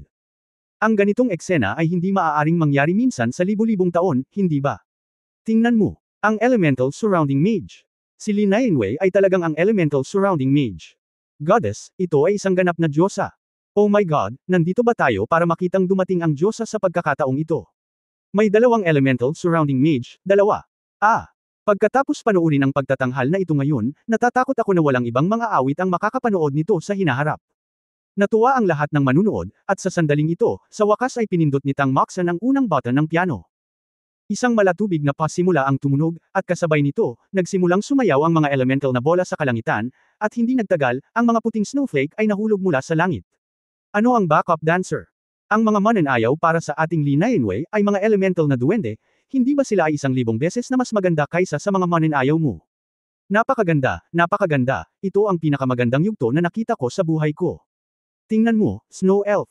Hindi mabilang na mga tao ang bumulalas, at ang 4 na instructor sa ibaba ay talagang nabigla. Kahit na ang mga elemento na nakapalibot sa salamangkero ay bihira, marami sa kanila pagkatapos ng lahat. Ngunit ang problema, bagamat sila ay may sapat na kaalaman at mahusay na kaalaman ng mga tao na kayang pagsamahin ang musika at mga elementong tulad nito, hindi nila naisip ito sino sa mga salamangkero na napapaligiran ng mga elemento ang magiging buo at susuportahan ang kanilang mga sarili at darating upang lumahok sa Galaxy Voice. Sa oras na ito, natapos ang prelude at sa wakas ay sinimulan na ni Lin Yanwei ang kanyang pagkanta. Sa sandaling ibukan niya ang kanyang bibig, lahat ng tao sa buong kompetisyon ay napaluhod. Fuck, ang gwapo niya. Diyos sa Saigaw. Ang ganda talaga ng boses, sobrang ganda. Fuck, na-brainwash ako, sobrang saya ng boses, napakaganda. Ang ganda ng boses. Stay, magaganda rin ang mga tao. Ang kantang ito ay nagmula sa Dedication ng Vites, na isinulat pagkatapos ng pagkamatay ng ina ni Vites. Kung pakikinggan mong mabuti, napakaraming bagay ang maririnig mo na kahit ang mga liriko ay hindi maipahayag, kaya ang buong kanta ay huni na lamang ng malungkot na himig dahil walang mga liriko na makapagpapahayag ng kanyang pagmamahal sa kanyang ina. Si Hong Dali ay partikular na mahilig sa kantang ito sa kanyang nakaraang buhay. Sa mundong ito, kasama ang isang kaluluwang mga awit tulad ni Lin Yanwei, sa wakas ay oras na para sa napakagandang walang salita na kantang ito upang muling makita ang liwanag ng araw. Nakakamangha talaga. Bagamat puno ng selo si Claire, hindi niya talaga masisisi ang pagkanta ni Lin Yanwei, bagaman walang lyrics, kitang-kita ko ang pananabik para sa mga namatay kong kamag-anak. Kahanga-hanga, kamangha-mangha. Oo, sa lahat ng mga taon na ito, walang sinumang boses ang naging kasing linaw at malinaw tulad ng oras na ito. Tumango si Felix bilang pagsang-ayon, hindi nakakagulat na ang rate ng suporta na 85 milyon ay talagang hindi isang pag-aaksaya. Maling pangalan. Ang dating himig ng dedikasyon na ito ay medyo matatag, ngunit sa kabila nito, ang pagkanta ni Lin Yanwei ay umabot sa pagiging perpekto. Hindi mabilang na mga duwende ng nyebe ang sumasayaw sa kalangitan, at sa lupa, hindi mabilang na mga elemento ng metal ang bumubuo ng iba't ibang mga array, palaki ng palaki, at ang mga elemento ay nagiging baliw. Ang ganoong uri ng magandang eksena na hinaluan ng ilang mabangis na elemental na kapaligiran ay lubos na kinabahan sa mga manunood. Ang lahat ay naghihintay kung anong mga sorpresa ang susunod. May kutob ako, sinamantala ni Frank ang bahagyang puwang sa saliw at bomb ulong, high energy sa unahan. Same, dapat malapit na. Tumango si Dallas bilang pagsang-ayon, teka lang, Max, darating na ang sorpresa. Oo naman, ito ay eksakto sa kanilang nahulaan. Nang umabot ang kanta ng halos 2 minuto at 30 segundo, nagsimula ang mataas na enerhiya. Kabanata 917 mataas na enerhiya sa unahan. Sa kantang, Debosyon, ang tunay na high-pitch na bahagi ay nagsisimula sa halos 2 minuto at 40 segundo. At sa ilalim ng perpektong pagganap ni Lin Yanwei, ang buong eksena ay mas nakakagulat kaysa sa Vites sa lupa sa nakaraang buhay. Una, isang magaan na tunog ang lumipad sa itaas at umabot sa kalangitan. At nang isipin ng lahat na ito na ang limitasyon ni Lin Yanwei, walang sino man ang umasa na talagang tumaas ng isang buong oktabo ang boses ni Lin Yanwei. Ang pakiramdam ng pagkagulat sa mismong kaluluwa at pagkakaroon ng goosebumps sa buong katawan ay lubos na natulala. Ngunit hindi ito ang pinaka-nakakagulat na bagay. Kasama ang hindi pa nagagawang mataas na boses ni Lin Yanwei, nagsimulang dumaan ang mga elemental na bagyo sa buong eksena. Saan man dumaan ang tunog, hindi mabilang na mga spike ng bakal sa lupa ang sumunod. Sa ingay na umaalingaw-ngaw, halos lahat ng lupa sa gitna ng grandstand ay natatakpan ng mga spike ng bakal at mga frost storm. Ang 4 na mentor ay ang pinakatrahedya. Muntik na silang mapatay on the spot sa loob ng 0.01 segundo. Nang makakita ng ganoong eksena at nakikinig sa ganoong pagkanta, nabaliw ang lahat ng manunood. Fuck, hindi ko na kaya, nanghina ang tuhod ko. Isa itong bunker. Shockwave ba yun sa likod ko? Napakataas ng tenga ko na masakit, bali na ang tuhod ko. Pupunta ako. Ito ba ay isang tunog na maaaring gawin ng isang tao katumbas-katumbas? Nakaluhod si Tat. Ito ba ay tunog na nagagawa ng tao? Nakakatakot, wala akong masabi kundi something, sigurado. Tunog noun. Ang pakiramdam ng treble na tumatagos sa bungo ay kahanga-hanga. Damn it, napakataas ng treble na umabot ng 3 octave sa isang hininga. Tao ba ito? Ang buong lugar ay nasa estado ng kaguluhan. Nang sa wakas ay natauhan na ang mga manunood. Natapos na rin ang pagkanta ni Lin Yanwei. Ang buong live na yugto ay nasa gulo, na may mga yugto na gumuho sa lahat ng dako dahil sa napakalaking kapangyarihan ng mga elemento. Sa madaling salita, tinatayang hindi na magpapatuloy ang laro sa maikling panahon. 4 na puting ilaw ang kumislap, at ang 4 na instructor ay sabay na nag-teleport pabalik sa kanilang mga upuan. Sa oras na ito, hindi na nila alam ang gagawin. Nakakatakot talaga ang eksena kanina. Sandaling namamanhid ang 6 nilang 4, at agad silang napatay sa lakas ng mga elemento bago pa man sila nagkaroon ng oras para makapag-react. Ngunit sa kabila nito, hindi pa rin sila makapagreklamo. Napakaganda ng tunog na iyon. Hanggang ngayon ay hindi pa rin sila bumabalik sa kanilang katinoan. Ang pinakamataas na note ngayon ay nilalaro ng isang E7, tama ba? Natigilan si Felix. Sabi, ito ay sadyang nakakatakot. Iyan ba talaga ang tunog na nagagawa ng mga tao? Naranasan talaga namin ngayon. Nakangiting sabi ni Frank, ito ay talagang nagbigay sa amin ng isang malaking sorpresa. Kaya, lahat ng tao ilang puntos ang plano mong ibigay. Ngayon na ang pagganap ay tapos na, ang susunod na hakbang ay ang pagbibigay ng marka. Tingnan muna natin ang score sa Audition Stone. Medyo kalmado si Dallas, ang markang karaniwang ibinibigay ay may malaking reference value. Walang imik si Claire sa mga oras na ito. Hindi na siya nakaramdam ng selos. Napakalaki talaga ng gap na ito. Ngayon sa wakas ay naunawaan na niya na si Lee Nainwei, na may rate ng suporta na 85 milyon, ay talagang hindi lamang isang pagyayabang. Sundin ang proseso. Ito dapat ang oras kung kailan lalabas ang Audition Stone kasama ang mga score. Kaya naman, lahat ng audience sa venue ay napalingon sa malaking Audition Stone sa gitna ng venue.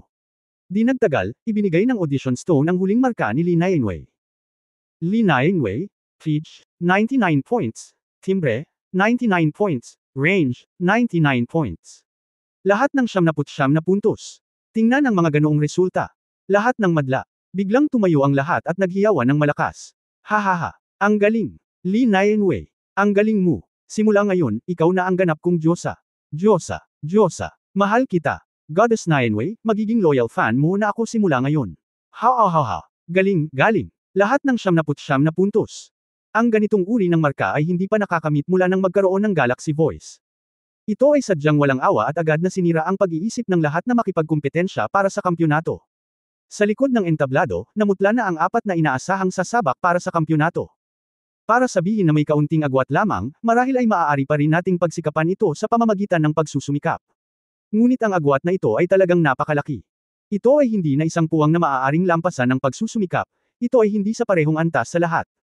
Tapos na, sumandal si Caroline sa sofa na may mapurol na mga mata at bamulong, wala nang pag-asa. Sa katunayan, sa pagkakataong ito ay maagang natapos ang The Voice of the Galaxy. Crush, ito ay ganap na pagdurog, kahit na anong mga plots at tricks mayroon ka, ito ay ganap na walang silbi.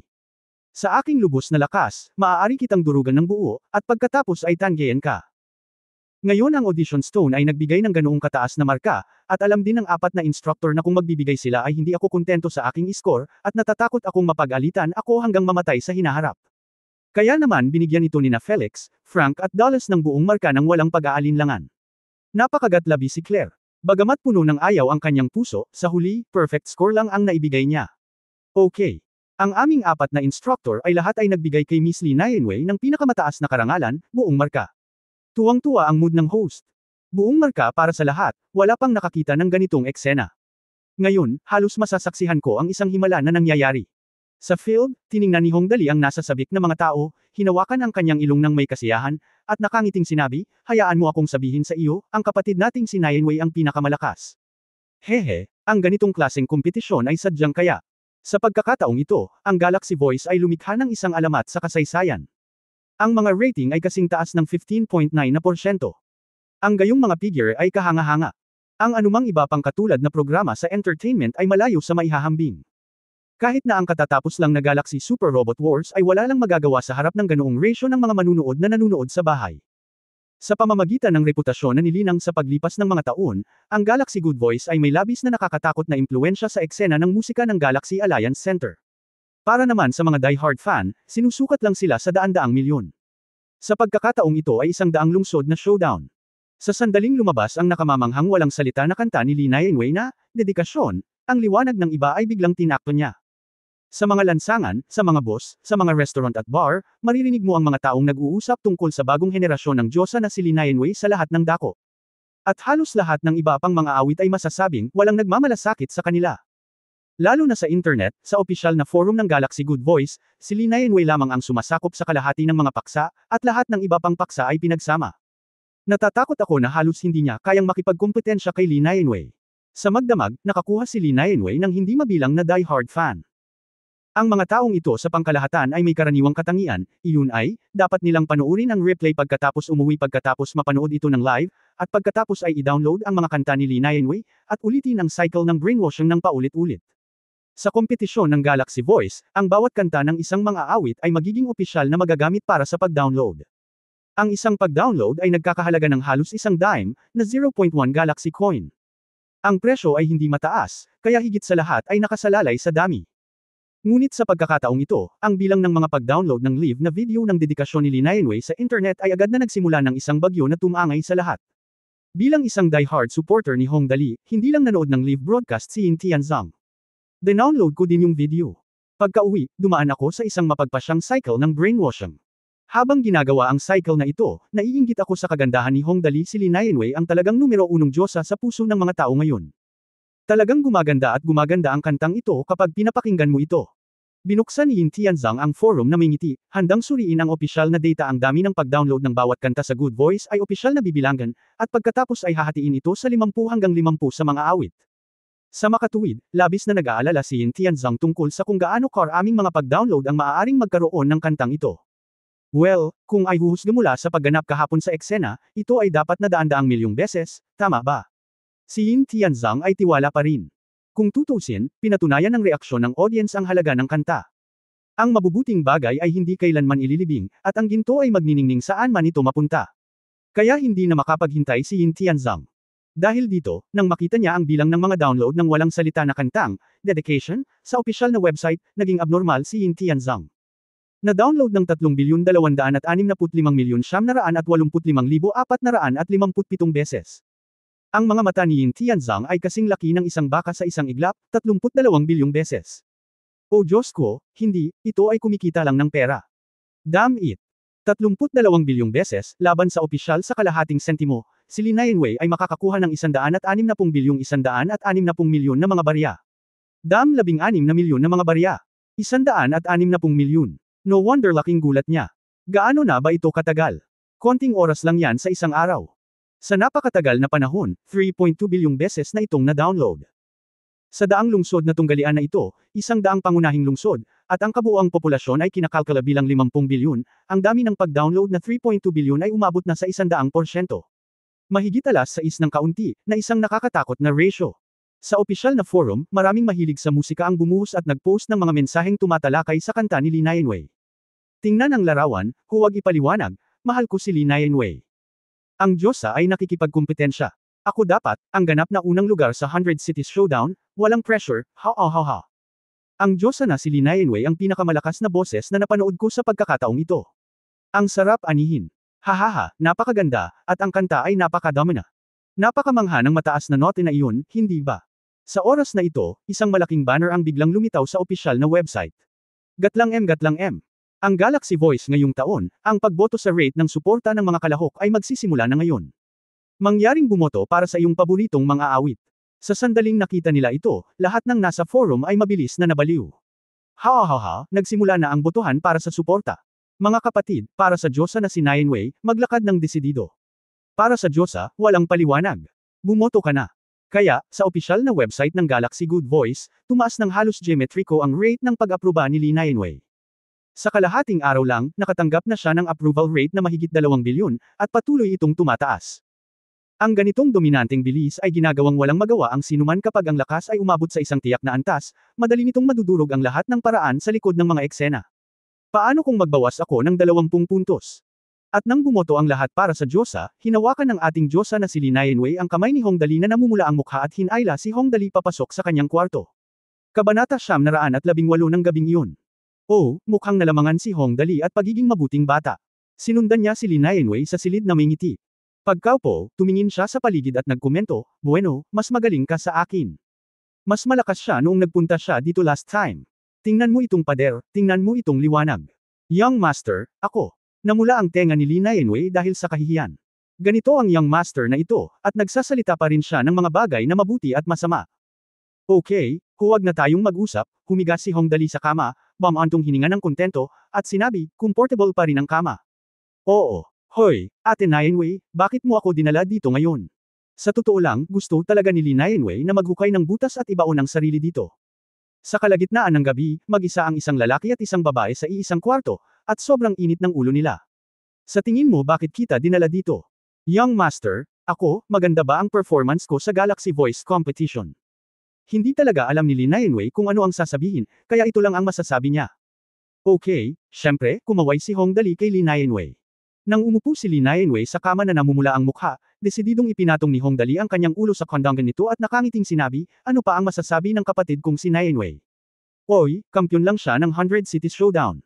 Young Master, ibinaba ni Li Nianwei ang kanyang ulo at tiningnang mabuti ang mukha ni Hong Dali. Sa oras na ito, napuno siya ng pasasalamat, salamat. Ikaw, hindi ko maisip kung ano ang magiging hitsura ko ngayon. Naku, past tense lang yan. Bakit ngayon mo pa ibinabanggit yan? Si Hong Dali ay commandant kay Li Nianwei, huwag na muna nating pag-usapan iyon. Napakahusay ng pagganap ni Sister si Nianwei, anong gantimpala ang balak mong ibigay sa akin? Siyempre, gantimpala. Tumingin si Li Nianwei sa mga mata ni Hong Dali at biglang dinilaan ang kanyang dila. Pagkatapos ay hinalikan siya nito sa isang hininga. Napakabango. Sa katawan ni Li Nianwei. Lahat sila ay mahinang naglalabas ng pahiwatig ng nakakaakit na halimuyak sa katawan, na siyang pinakamahusay na aphrodisiac na lason sa mundo. Kahit na si Hong Dali ay immune sa lahat ng lason, hindi siya kailanman makakalaban. Isa lang ang magagawa niya ngayon gamitin ang kanyang mga labi at dila para tumugon sa nag-aalab na pagmamahal ni Li Nianwei. Sa isang crack, pinunit ni Li Nianwei ang pangitaas ni Hong Dali, at pagkatapos ay hinubad niya ang kanyang purong puting suspender na palda, na nagpapakita ng kanyang walang kamali-mali na katawan na nakasuot lamang ng 3-point na bra. Banal na tae. Nagpaplano ka bang baligtarin ang ritmo? Ang kanilang mga katawan ay magkakaugnay, na ang mga binti ni Li Nianwei ay mahigpit na nakakapit sa kanang binti ni Hong Dali, na patuloy na nagkikiskisan sa isa't isa. Ang kanyang mapagmataas na dibdib ay damaykit sa dibdib ni Hong Dali, at ang kanyang mga labi at dila ay napuno ng nagninangas na init, na bumabagsak sa katawan ni Hong Dali na parang mga patak ng ulan. Sa oras na ito, dapat bumangon ang lahat ng lalaki. Si Hong Dali ay tiyak na bumangon isang walang katulad na sandata na nakataas ang isang haligi sa kalangitan. Hindi huminto ang mga galaw ni Li Nianwei habang hinuhubad niya ang kanyang bra. Ipinakita ang kanyang mga suso na maaaring magpabaliw sa sinumang lalaki, pinunit niya ang basang panty at inihagi sa ilalim ng kama. Pagkatapos ay umupo siya sa tabi ng katawan ni Hong Dali, pagkatapos ay natagpuan ang tamang posisyon at umupo ng husto.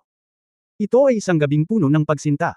Si Li Nianwei ay same time na tumawag, umiiyak at tumatawa, ang kanyang mga mata ay puno ng marubdob na pagnanasa. Ngunit ang sulok ng mata. Ngunit dahan-daang bumagsak ang dalawang linya ng malinaw na luha. Sa sandaling ito, kinikilala siya bilang isang bagong henerasyon ng Diyosa. Sa wakas, siya na talaga ang naging babae ni Hong Dali. Lumipas ang gabi. Malabo na nagising si Hong Dali at inaantok na binuksan ang kanyang mga mata. Pasado 10:00 na ng umaga. Oops, parang may nagawa akong maganda kagabi. Sa panaginip ko, parang nagkaroon ako ng kakaibang relasyon kay Sister Nianwei na higit pa sa pagkakaibigan, at nagkaroon pa sila ng matalik na relasyon sa isa't isa. Ang contact. Well, ang pakiramdam sa oras na iyon ay talagang sulit na alalahanin. Medyo masarap ang lasa ni Sister Nianwei, tama ba? Pagkatapos ng maikling katahimikan, biglang tumunog ang boses ni Tang Moxon sa tabi ni Hong Dali. Oo, medyo maganda. Sumang-ayon siya, at pagkatapos ay naramdaman ni Hong Dali na namamanhid ang kanyang anit, Zengsan, bakit ka nandito? Nasaan si Sister Nianwei? Lumabas ako para bumili ng almusal. Ngumisi si Tang Moxon. Bagamat napakanatural ng kanyang ekspresyon, medyo hindi pa rin siya komportable sa kanyang puso. Nakaramdam ito ng kaba, parang may nakaharang. Oh, si Hong Dali ay walang puso, at talagang hindi madaling pag-usapan ang paksang ito kay Tang Moxon sa oras na ito, kaya kinailangan niyang pag-usapan ito ng malabo. Well, speaking of it, hinawakan ni Tang Moxon ang braso ni Hong Dali at inilagay ito sa ilalim ng kanyang ulo. Sa totoo lang, alam ko na talaga na magkakaroon kayo ni Sister Nianwei ng ganoong araw. Medyo nagseselos ako noong una, ngunit naisip ko na. Naiintindihan ko. Daing ni Hong Dali, at pagkatapos ay nagtanong ng Mausisa, kung gayon, paano mo nalaman ito? Masyado akong magaling para tumulong, biglang ngumiti si Tang Moxon at iniunat ang kanyang maliliit na paa para hawakan si Hong Dali. Hinaplos ito sa kanyang guya, hindi na ito ang lupa, maraming mga alituntunin ang nagbago. At tingnan mo ngayon, kahit ang gintong emperador ng Zerg na si Gu ay sumanib na sa iyo. Gusto kitang monopolyo, ang tanong ay kung nasa iyo ba ang puso o ang kapalaran. Madali niyang sinabi, ngunit may kaunting hinaing pa rin sa kanyang mga mata. Zengsan, pasensya na, niyakap ni Hong Dali si Tang Moxon sa kanyang mga bisig at marahan siyang inaliw, nagkamali ako sa iyo. Kung hindi niya ito inaliw sa oras na ito, hahanapin niya ang kamatayan. Pareho lang yan. Ngumuso si Tang Moxon, ngumuso, at sinabing, kayong mga lalaki, lahat kayo ay nagsasabi ng isang bagay at gumawa ng isa pa. Kahit na ang inyong puso ay napakasaya, kayo pa rin ang nagpapanggap na seryoso at nanunuyo. Kapag ang mga tao ay masaya, ang mga mapagkunwari na tulad ninyo ang pinaka nakakainis. Ipokrito. Meron ba ako nito? Well, ako ay mali. Sinabi ni Hong Dali na talagang inosente siya, hindi talaga ako ipokrito. Sinabi ko kung sino ka, at ang sinabi ko ay ang imperial na utos. Ngumuso si Tang Moxon, hindi. Masyado. Okay, sabi mo oo. Si Hongdali ay tiyak na sumuko, "O Buddha, ano ang susunod nating gagawin?" Magtatagal bago bumalik si Sister Nianwei, diretsyong humiga si Tang Moxon sa kama, "Ano ang susunod? Negosyo ito, gusto ko." Ha! Sa mga sumunod na araw, si Hongdali ay namuhay ng masaya at walang pakialam. Ang mga bagay ay sunod-sunod na nangyari sa panahong ito. Bihirang makahinga, na medyo mahirap. At nitong mga nakaraang araw lang, nangyari ang isang nakagigimbal na pangyayari sa isang daang pangunahing lungsod ng buong 100 Cities Showdown ng Galaxy Alliance. Si Li Nianwei, ang pinakakahanga-hangang diyosa sa 100 Cities Showdown, ay biglang inihayag na hindi na siya sasali sa paparating na Galaxy Voice. Isa lang itong sobrang lindol na matatawag na sakuna, at ang buong industriya ng entertainment ay ganap na natigilan. Hindi talaga sasali si Goddess Li Nianwei sa paparating na kompetisyon ng Galaxy Voice. Paano ito posible? Sa isang iglap lang, nabaliw ang lahat ng mainstream entertainment media sa 100 malalaking lungsod na ito. Hindi mabilang na mga spaceship ang lumipad patungo sa pangunahing lungsod ng Shinra, lahat ay may layuning maunawaan ang tunay na dahilan kung bakit inihayag ni Li Nianwei ang kanyang pag-alis mula sa Galaxy Voice. Pagkatapos ng lahat, ang diyosa na si Li Nianwei ay talagang isang bihirang henyo sa musika sa kasaysayan ng Galaxy Voice. Ang kanyang pag-alis sa kompetisyon ng Galaxy Voice ay masasabing isang kawalan sa Galaxy Music Festival. Ang ganitong pagkawala ay talagang mahirap sukatin sa mga tuntunin ng pera. Sa Street Hyberg Hotel, ang lobby sa unang palapag ay halos puno ng mga reporter. Bakit hindi patuloy na nakikipagkumpetensya si Goddess Nianwei? Nako, malaking kawalan ito. Yeah, the most important thing is that I don't even know the reason. Hindi kaya dahil nabugbog siya ng 4 na naunang mentor. I think it's possible for such a goddess-level singer to have 20% of her mentor points deducted in a competition like that, hindi ko pa rin kakayanin. Kailangan kong sabihin ang isang bagay na hindi nasisiyahan. Stop it. Nabalitaan ko na lang nabababa na si Li Nianwei. Teka, makikita ko na siya. So, andito na ang mga reporters. Sa gitna ng mga chismis na malapit nang bumaba ang diyosa, mahigit 3 oras kaming naghintay sa wakas, nang halos hindi na makatiis ang lahat, bumaba sina Li Nianwei at si Shiren mula sa hotel. Bumaba na ang diyosa. Sa isang makabagbag damdaming dagandong, lahat ng mga reporter ay nasa sabik. Nandito na si Goddess Li Nianwei. Kaya, marahil ang dahilan kung bakit niya inihayag ang kanyang pag-alis sa Galaxy Voice ay ibunyag sa mundo. Hindi nagtagal, nakita ng mga tao ang figure ni Li Nianwei. Sa pagtataka ng lahat, si Li Nianwei ay hindi bumaba ng mag-isa. May kasama siyang ibang tao si Hongdali. Napakalapit ng relasyon ng dalawa. Niyakap ni Li Nianwei ang braso ni Hongdali na may masayang ekspresyon sa mukha. Mas mukhang mag-asawa ang dalawa. Ito, nagulat ang lahat ng mga reporter. Li Nianwei, umiibig ka ba? Ang maalamat na diyosa na si Li Nianwei ay talagang umiibig. Sa sandaling ito, isang bagay na minsang sinabi ni Li Nianwei ay parang kulog sa pandinig ng mga mamamahayag sa pangunahing lungsod ng Shinra. Kaya, ang kantang ito. Sa oras na iyon, si Li Nianwei, nakakasali pa lang sa semifinals, ay tumayo sa entablado ng Galaxy Good Voice, tumingin sa lahat ng manunood, at sinabing dahan-dahan, ibigay mo ito sa paborito ko. Ang siyang iyon. Kaya, maaaring ang binatang ito na may mapaglarong ngiti ay ang hinihintay ng diyosa. Kumusta sa lahat? Niyakap ni Li Nianwei ang braso ni Hongdali, at naglakad silang dalawa sa harap ng lahat ng mga reporter. Bahagyang ngumiti si Li Nianwei at sinabing, pinananatili kong naghihintay ang lahat. Sa oras na ito, ang kanyang mukha ay napuno ng isang matamis na ngiti. Fluorescent, mukhang mas at mas maganda. Ang pag-ibig ay ang pinakamahusay na produkto ng pangangalaga sa balat, na maaaring magpakita ng 120% alindog sa isang babae. Si Li Nianwei ay ganito na ngayon. Ngayong naging babae na siya ni Hongdali, napuno ng kaligayahan ang buong katawan ni Li Nianwei. Ang pakiramdam na iyon ay isang bagay na hindi pa niya nararanasan noon. Mayroong isang pangungusap na angkop para ilarawan si Li Nianwei sa panahong ito. Napakababae niya. Chapter 919 ang ganda talaga. Bagaman hindi inakala ni Campbell na makakakuha siya ng pagkakataong makipagtulungan kay Li Nianwei, bilang isang profesional na music hero, si Campbell ay dumating pa rin sa pangunahing lungsod ng Shinra. Pagkatapos ng lahat, inihayag ni Li Nianwei na aalis siya sa kompetisyon sa likod ng Galaxy Voice. Ang ganitong balita ay sapat na para tawaging lindol. Ang pinakamahalagang bagay ay napaka-curious din ni Campbell kung bakit biglang umatras si Li Nianwei. Alam mo, sa isang walang salita na kanta na, dedikasyon, ang reputasyon ni Li Nianwei sa oras na ito ay nasa tuktok nito. Bakit niya ibinigay ang napakahusay na pagkakataon sa pag-unlad? Sa partikular, sa kanyang kakayahan, malaki ang pag-asa para sa kanya na manalo sa Galaxy Voice Finals. Pero, nako, sayang naman na i-announce ang withdrawal ko ng ganito. Habang naghihintay, patuloy na naaawa si Campbell kay Li Nianwei. Siyempre, bilang karagdagan sa pag-usisa, may isa pang napakahalagang dahilan kung bakit siya pumunta dito ngayon, iyon ay, talagang gustong makita ni Campbell si Li Nianwei sa kanyang sariling mga mata. Sa Galaxy Voice, palaging naramdaman ni Campbell na ang mga karakter na naproyekto sa holographically ay hindi masyadong totoo. Bilang isang producer ng musika, naniniwala pa rin si Campbell na sa pamamagitan lamang ng pakikipagkita sa kanya ng personal ay makikita niya ang kanyang tunay na potensyal. At ngayon, nakita na ito ni Campbell sa wakas. Napakaganda niya. Nang makita ni Campbell ang mukha ni Lee Nainwei, bumilis ang tibok ng kanyang puso, at naisip niya sa kanyang sarili, talagang napakaganda sa mundo. Sa oras na ito, may ngiti si Lee Nainwei sa kanyang mukha. Siya ay may malabong ngiti, maliwanag at banal, at may walang kapintasang ugali. Nakasuot siya ng puting damit na nagpapatingkad sa kanyang napakagandang figure. Mayroong daan-daang mga kagandahan na kadalasang nakakasalamuhan ni Campbell, at ang bawat isa sa kanila ay talagang isa sa isang uri, tulad ng isang dahon sa libu-libong mga bulaklak. Ngunit nang makita niya si Lee Nainwei, hindi siya nakaimik. Napakaganda, natigilan ang lahat ng mga reporter. Kabilang sa kagandahan ni Lee Nainwei.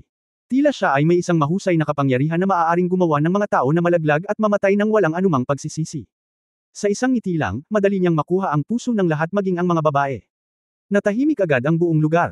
Sa kabutihang palad, sa oras na ito, sa wakas ay nagsalita si Lee Nainwei at nagsabi, pinananatili kong naghihintay ang lahat ng mahabang panahon. Ibinalik nito ang lahat sa madla sa kanilang mga iniisip. Napakamot sa ulo, sa wakas ay natauhan na ang mga reporter. Miss Nainwei, isa sa mga pinakasikat na reporter ang sumugod at nagtanong kaagad, bakit mo ibinalita na actress ka sa susunod na kompetisyon ng Galaxy Voice? Ramdam namin na sa iyong lakas, mapapanalo mo ito. Napaka-promising ng championship ng finals ngayong taon. Kung actress ka ngayon, malaking kawalan. Ang tanong niya ay masasabing tanong para sa lahat ng mga reporter, kaya tumanggaw ng matiim ang lahat sa audience, naghihintay kay Lee Nainwei. Sagot, ito ay dahil. Sumulyap si Lee Nainwei kay Hong Dali na may maamong mukha, at mahinang sinabi, nahanap ko na ang aking tunay na pag-ibig. Kung tungkol sa reputasyon, hindi na ito mahalaga. Gusto ko lang maging masaya kasama siya ngayon. Magkasama, hindi mahalaga kung ano ang kompetisyon. Napaiyak ang lahat sa audience. In love ang Diyosa. In love talaga ang Diyosa. Isa itong kawalan para sa lahat ng mahilig sa musika sa buong kalawakan. Paano ito posible? Miss Nainwei, nag-aalalang sabi ng reporter, maaari ka pa ring magpatuloy sa pagsali sa kompetisyon. Walang salungatan sa pagitan ng kompetisyon at pag-ibig. Ang mga henyo ay hindi palaging nakakaharap, kaya ang reporter ay talagang nababalisa, kung manalo ka sa finals ng Galaxy Voice, ito ba ay magiging napakasaya rin ng ginoong ito. Tinanong niya ito ng napakahusay, kaya makalipas ang 2 segundo. Itinuon ng lahat ang kanilang atensyon kay Hong Dali. Hindi na kailangan ng kapatid kong si Nainwei ang mga halo na iyon, nakangiting sabi ni Hong Dali, natatakot ako na mapagod siya.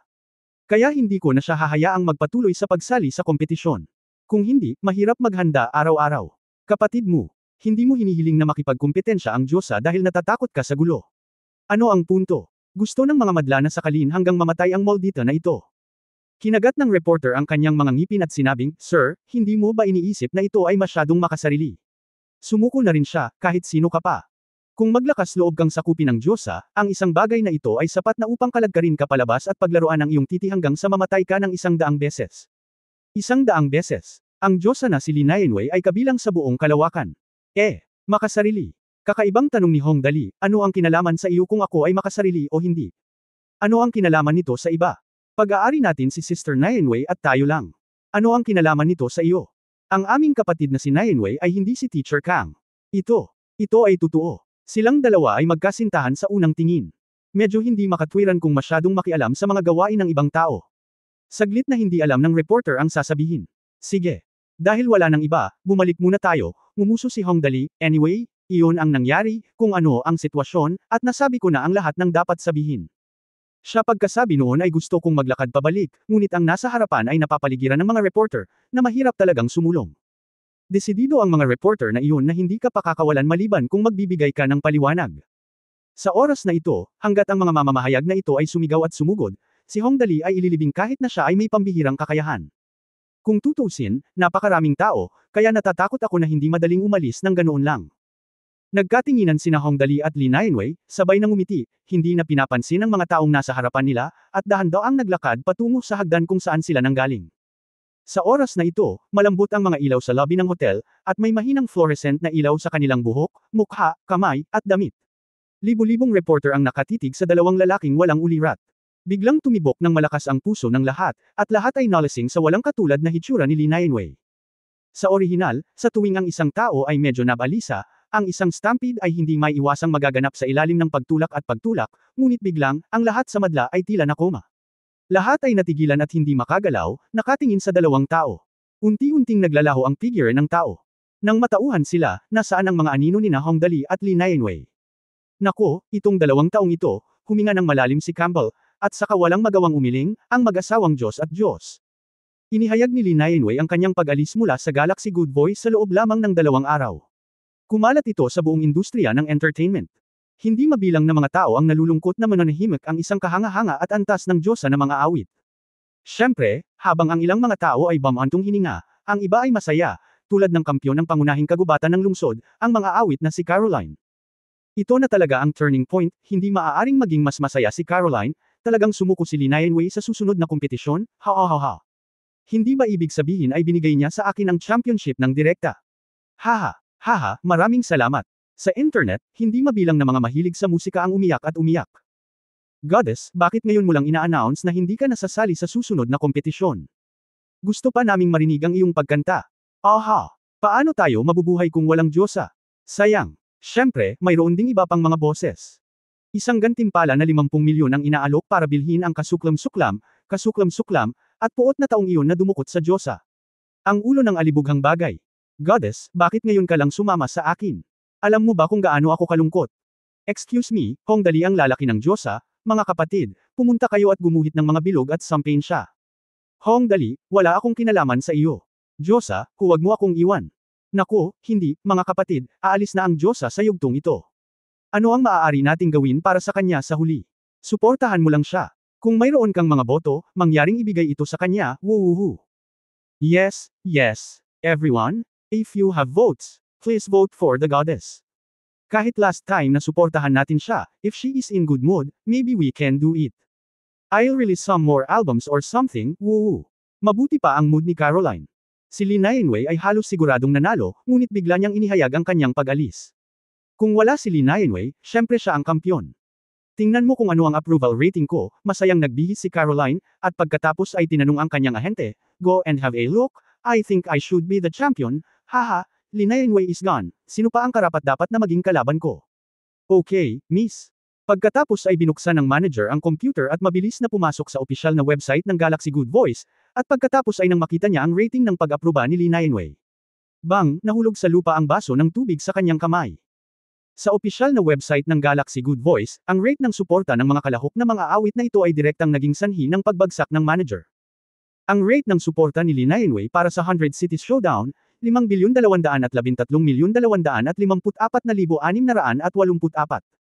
Ang rate ng suporta ni Caroline para sa 100 Cities Showdown, 3,125,468,445. Isang rate ng suporta na 5.2 billion. Peke ito, tiyak na peke ito. Tuluyan nang bumagsak si Caroline, 5.2 bilyong rate ng suporta. Paano ito posible? Hindi ba sinabi niya na inanunsyo niya ang kanyang pag-alis? Hindi ba niya sinabi kung ano ang sumunod na nangyari? Hindi ka ba kasali sa kompetisyon? Paano magkakaroon ng ganoong kataas na rate ng suporta? Mayroong ganap na pagkakaiba sa pagitan ng 5.2 billion at 3.1 billion. Sa ganoong agwat, walang magagawa tungkol dito. At nang si Caroline ay labis na nalulumbay, iba ang nangyari kay Hongdali. Ngayong nagpasya na siyang umalis sa kompetisyon ng Galaxy Voice, gumaan ang pakiramdam ni Li Nianwei.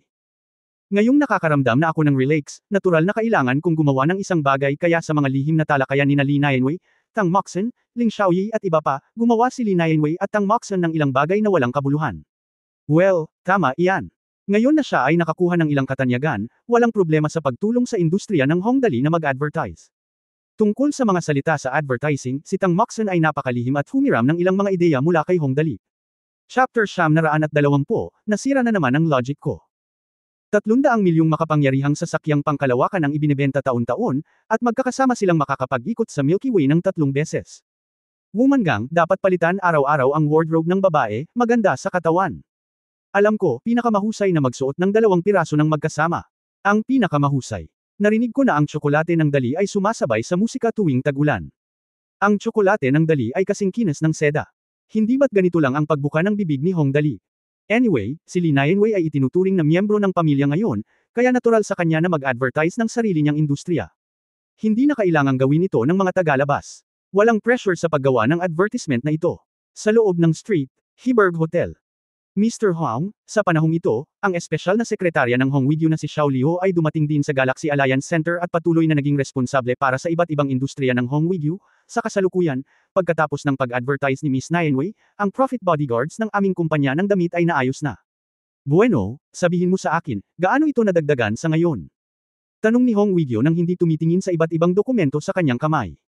Noong mga araw na pumunta rito si Hong Dali, talagang malaki ang natamo ng kanyang ari-arian. Isinantibi na lang niya ang alibughang anak matapos itong kolektahin. Natural, si Hongwigyu, isang ama, ay hindi maaaring maging walang puso gaya ng kanyang anak, kaya natural na pinangasiwaan niya ang pagtulong kay Hong Dali na pamahalaan ang kanyang ari-arian. Sa kasalukuyan, sa Dali Shipyard, tiningnan ni Secretary Xiao Liu ang dokumento sa kanyang kamay, medyo nanginginig na ang kanyang boses, dahil sina Miss Muzin at Miss Nianwei ang gumagamit ng Dragon Tiger King para kumatawan sa kanila, at batay sa kanilang karanasan sa Galaxy Super VR Rango sa mga kampyon sa Robot Wars, kaya ang epekto ay hindi inaasahang maganda. Sa kasalukuyan, maraming mga kumpanya sa nakalipas na 600 ang dumating sa amin.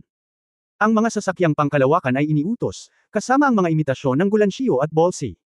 Sobra. Natigilan si Hongwigyu. Dali Shipyard.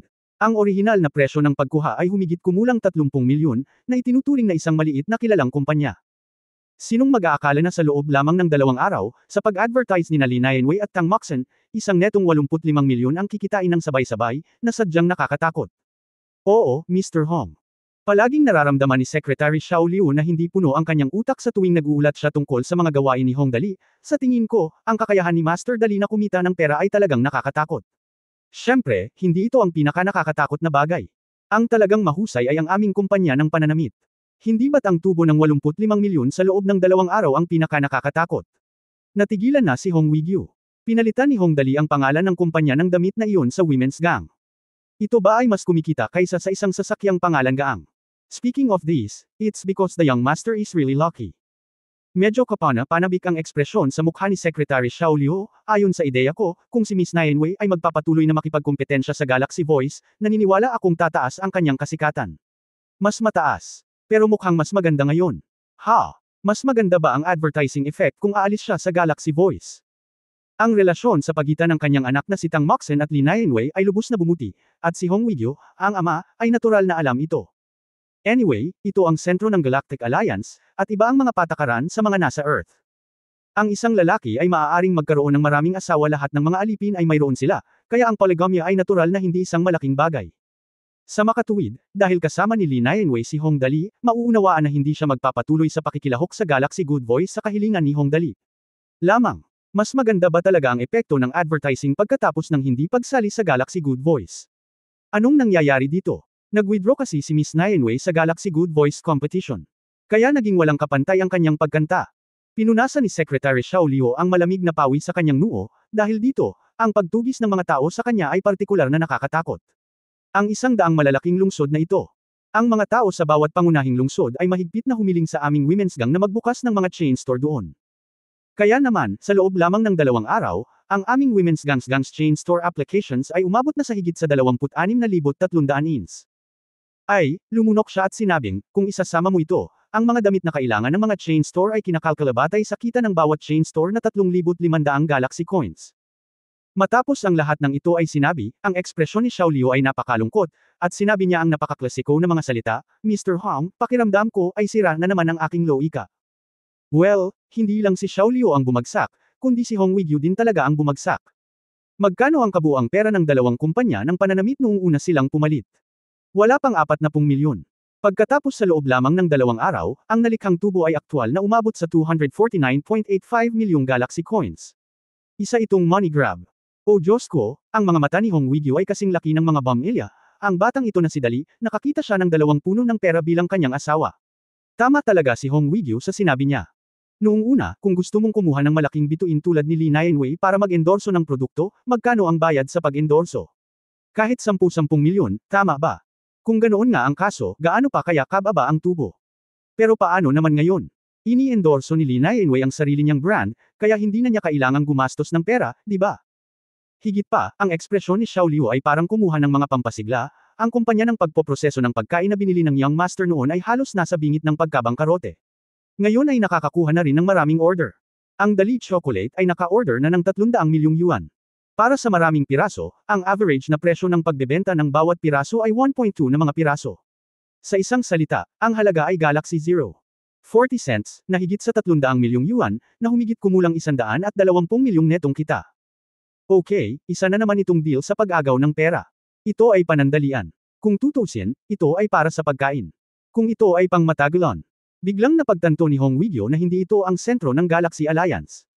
Ito ay simpleng paraiso. Sa napakaikling panahon, ang pera ay tila nahulog mula sa langit, na dumarami ng 12-dosenang beses.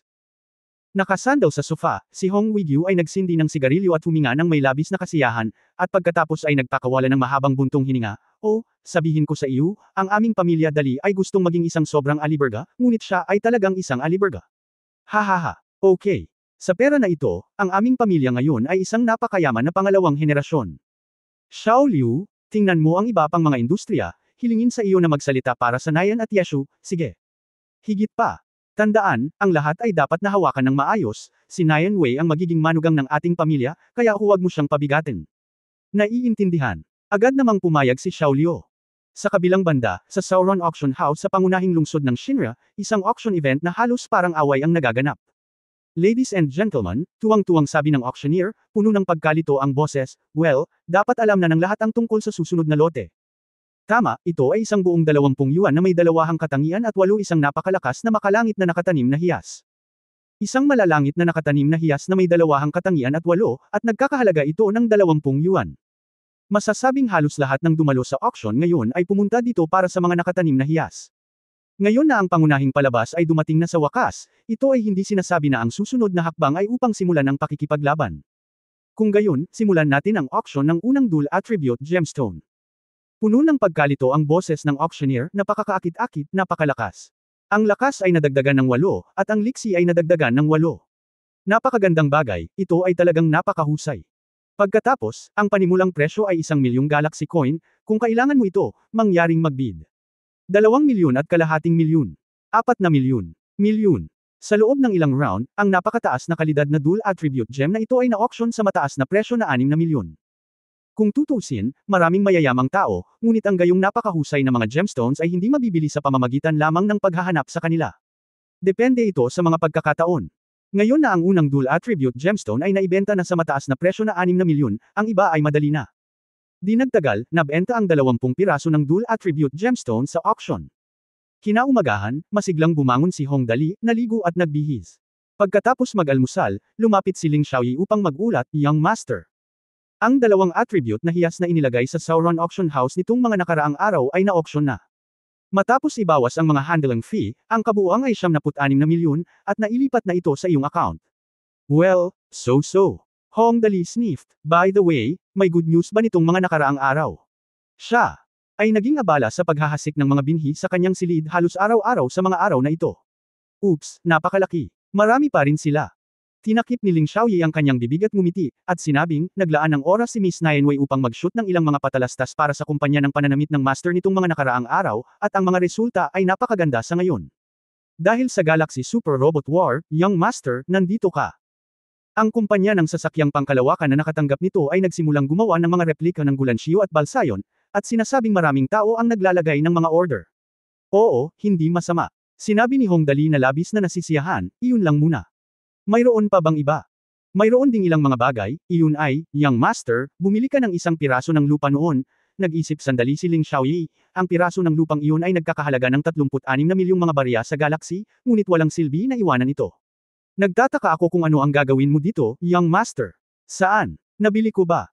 Hinaplos ni Hong Dali ang kanyang baba at nag-isip ng mahabang panahon, hindi niya moari kung kailan niya binili ang lupa. In the end, he could only ask Leslie, nabili ko ba talaga ang lupa? Sigurado ka. Gutom. Nanlumo rin si Ling Xiaoyi. Young Master, mukhang buong oras kang natutulog sa araw na iyon, at kapag may dumating upang magbenta ng isang bagay, tinanggap mo lang ito. Iyon na nga, pinutol ni Hong Dali ang kanyang mga daliri, kung gayon, tingnan natin.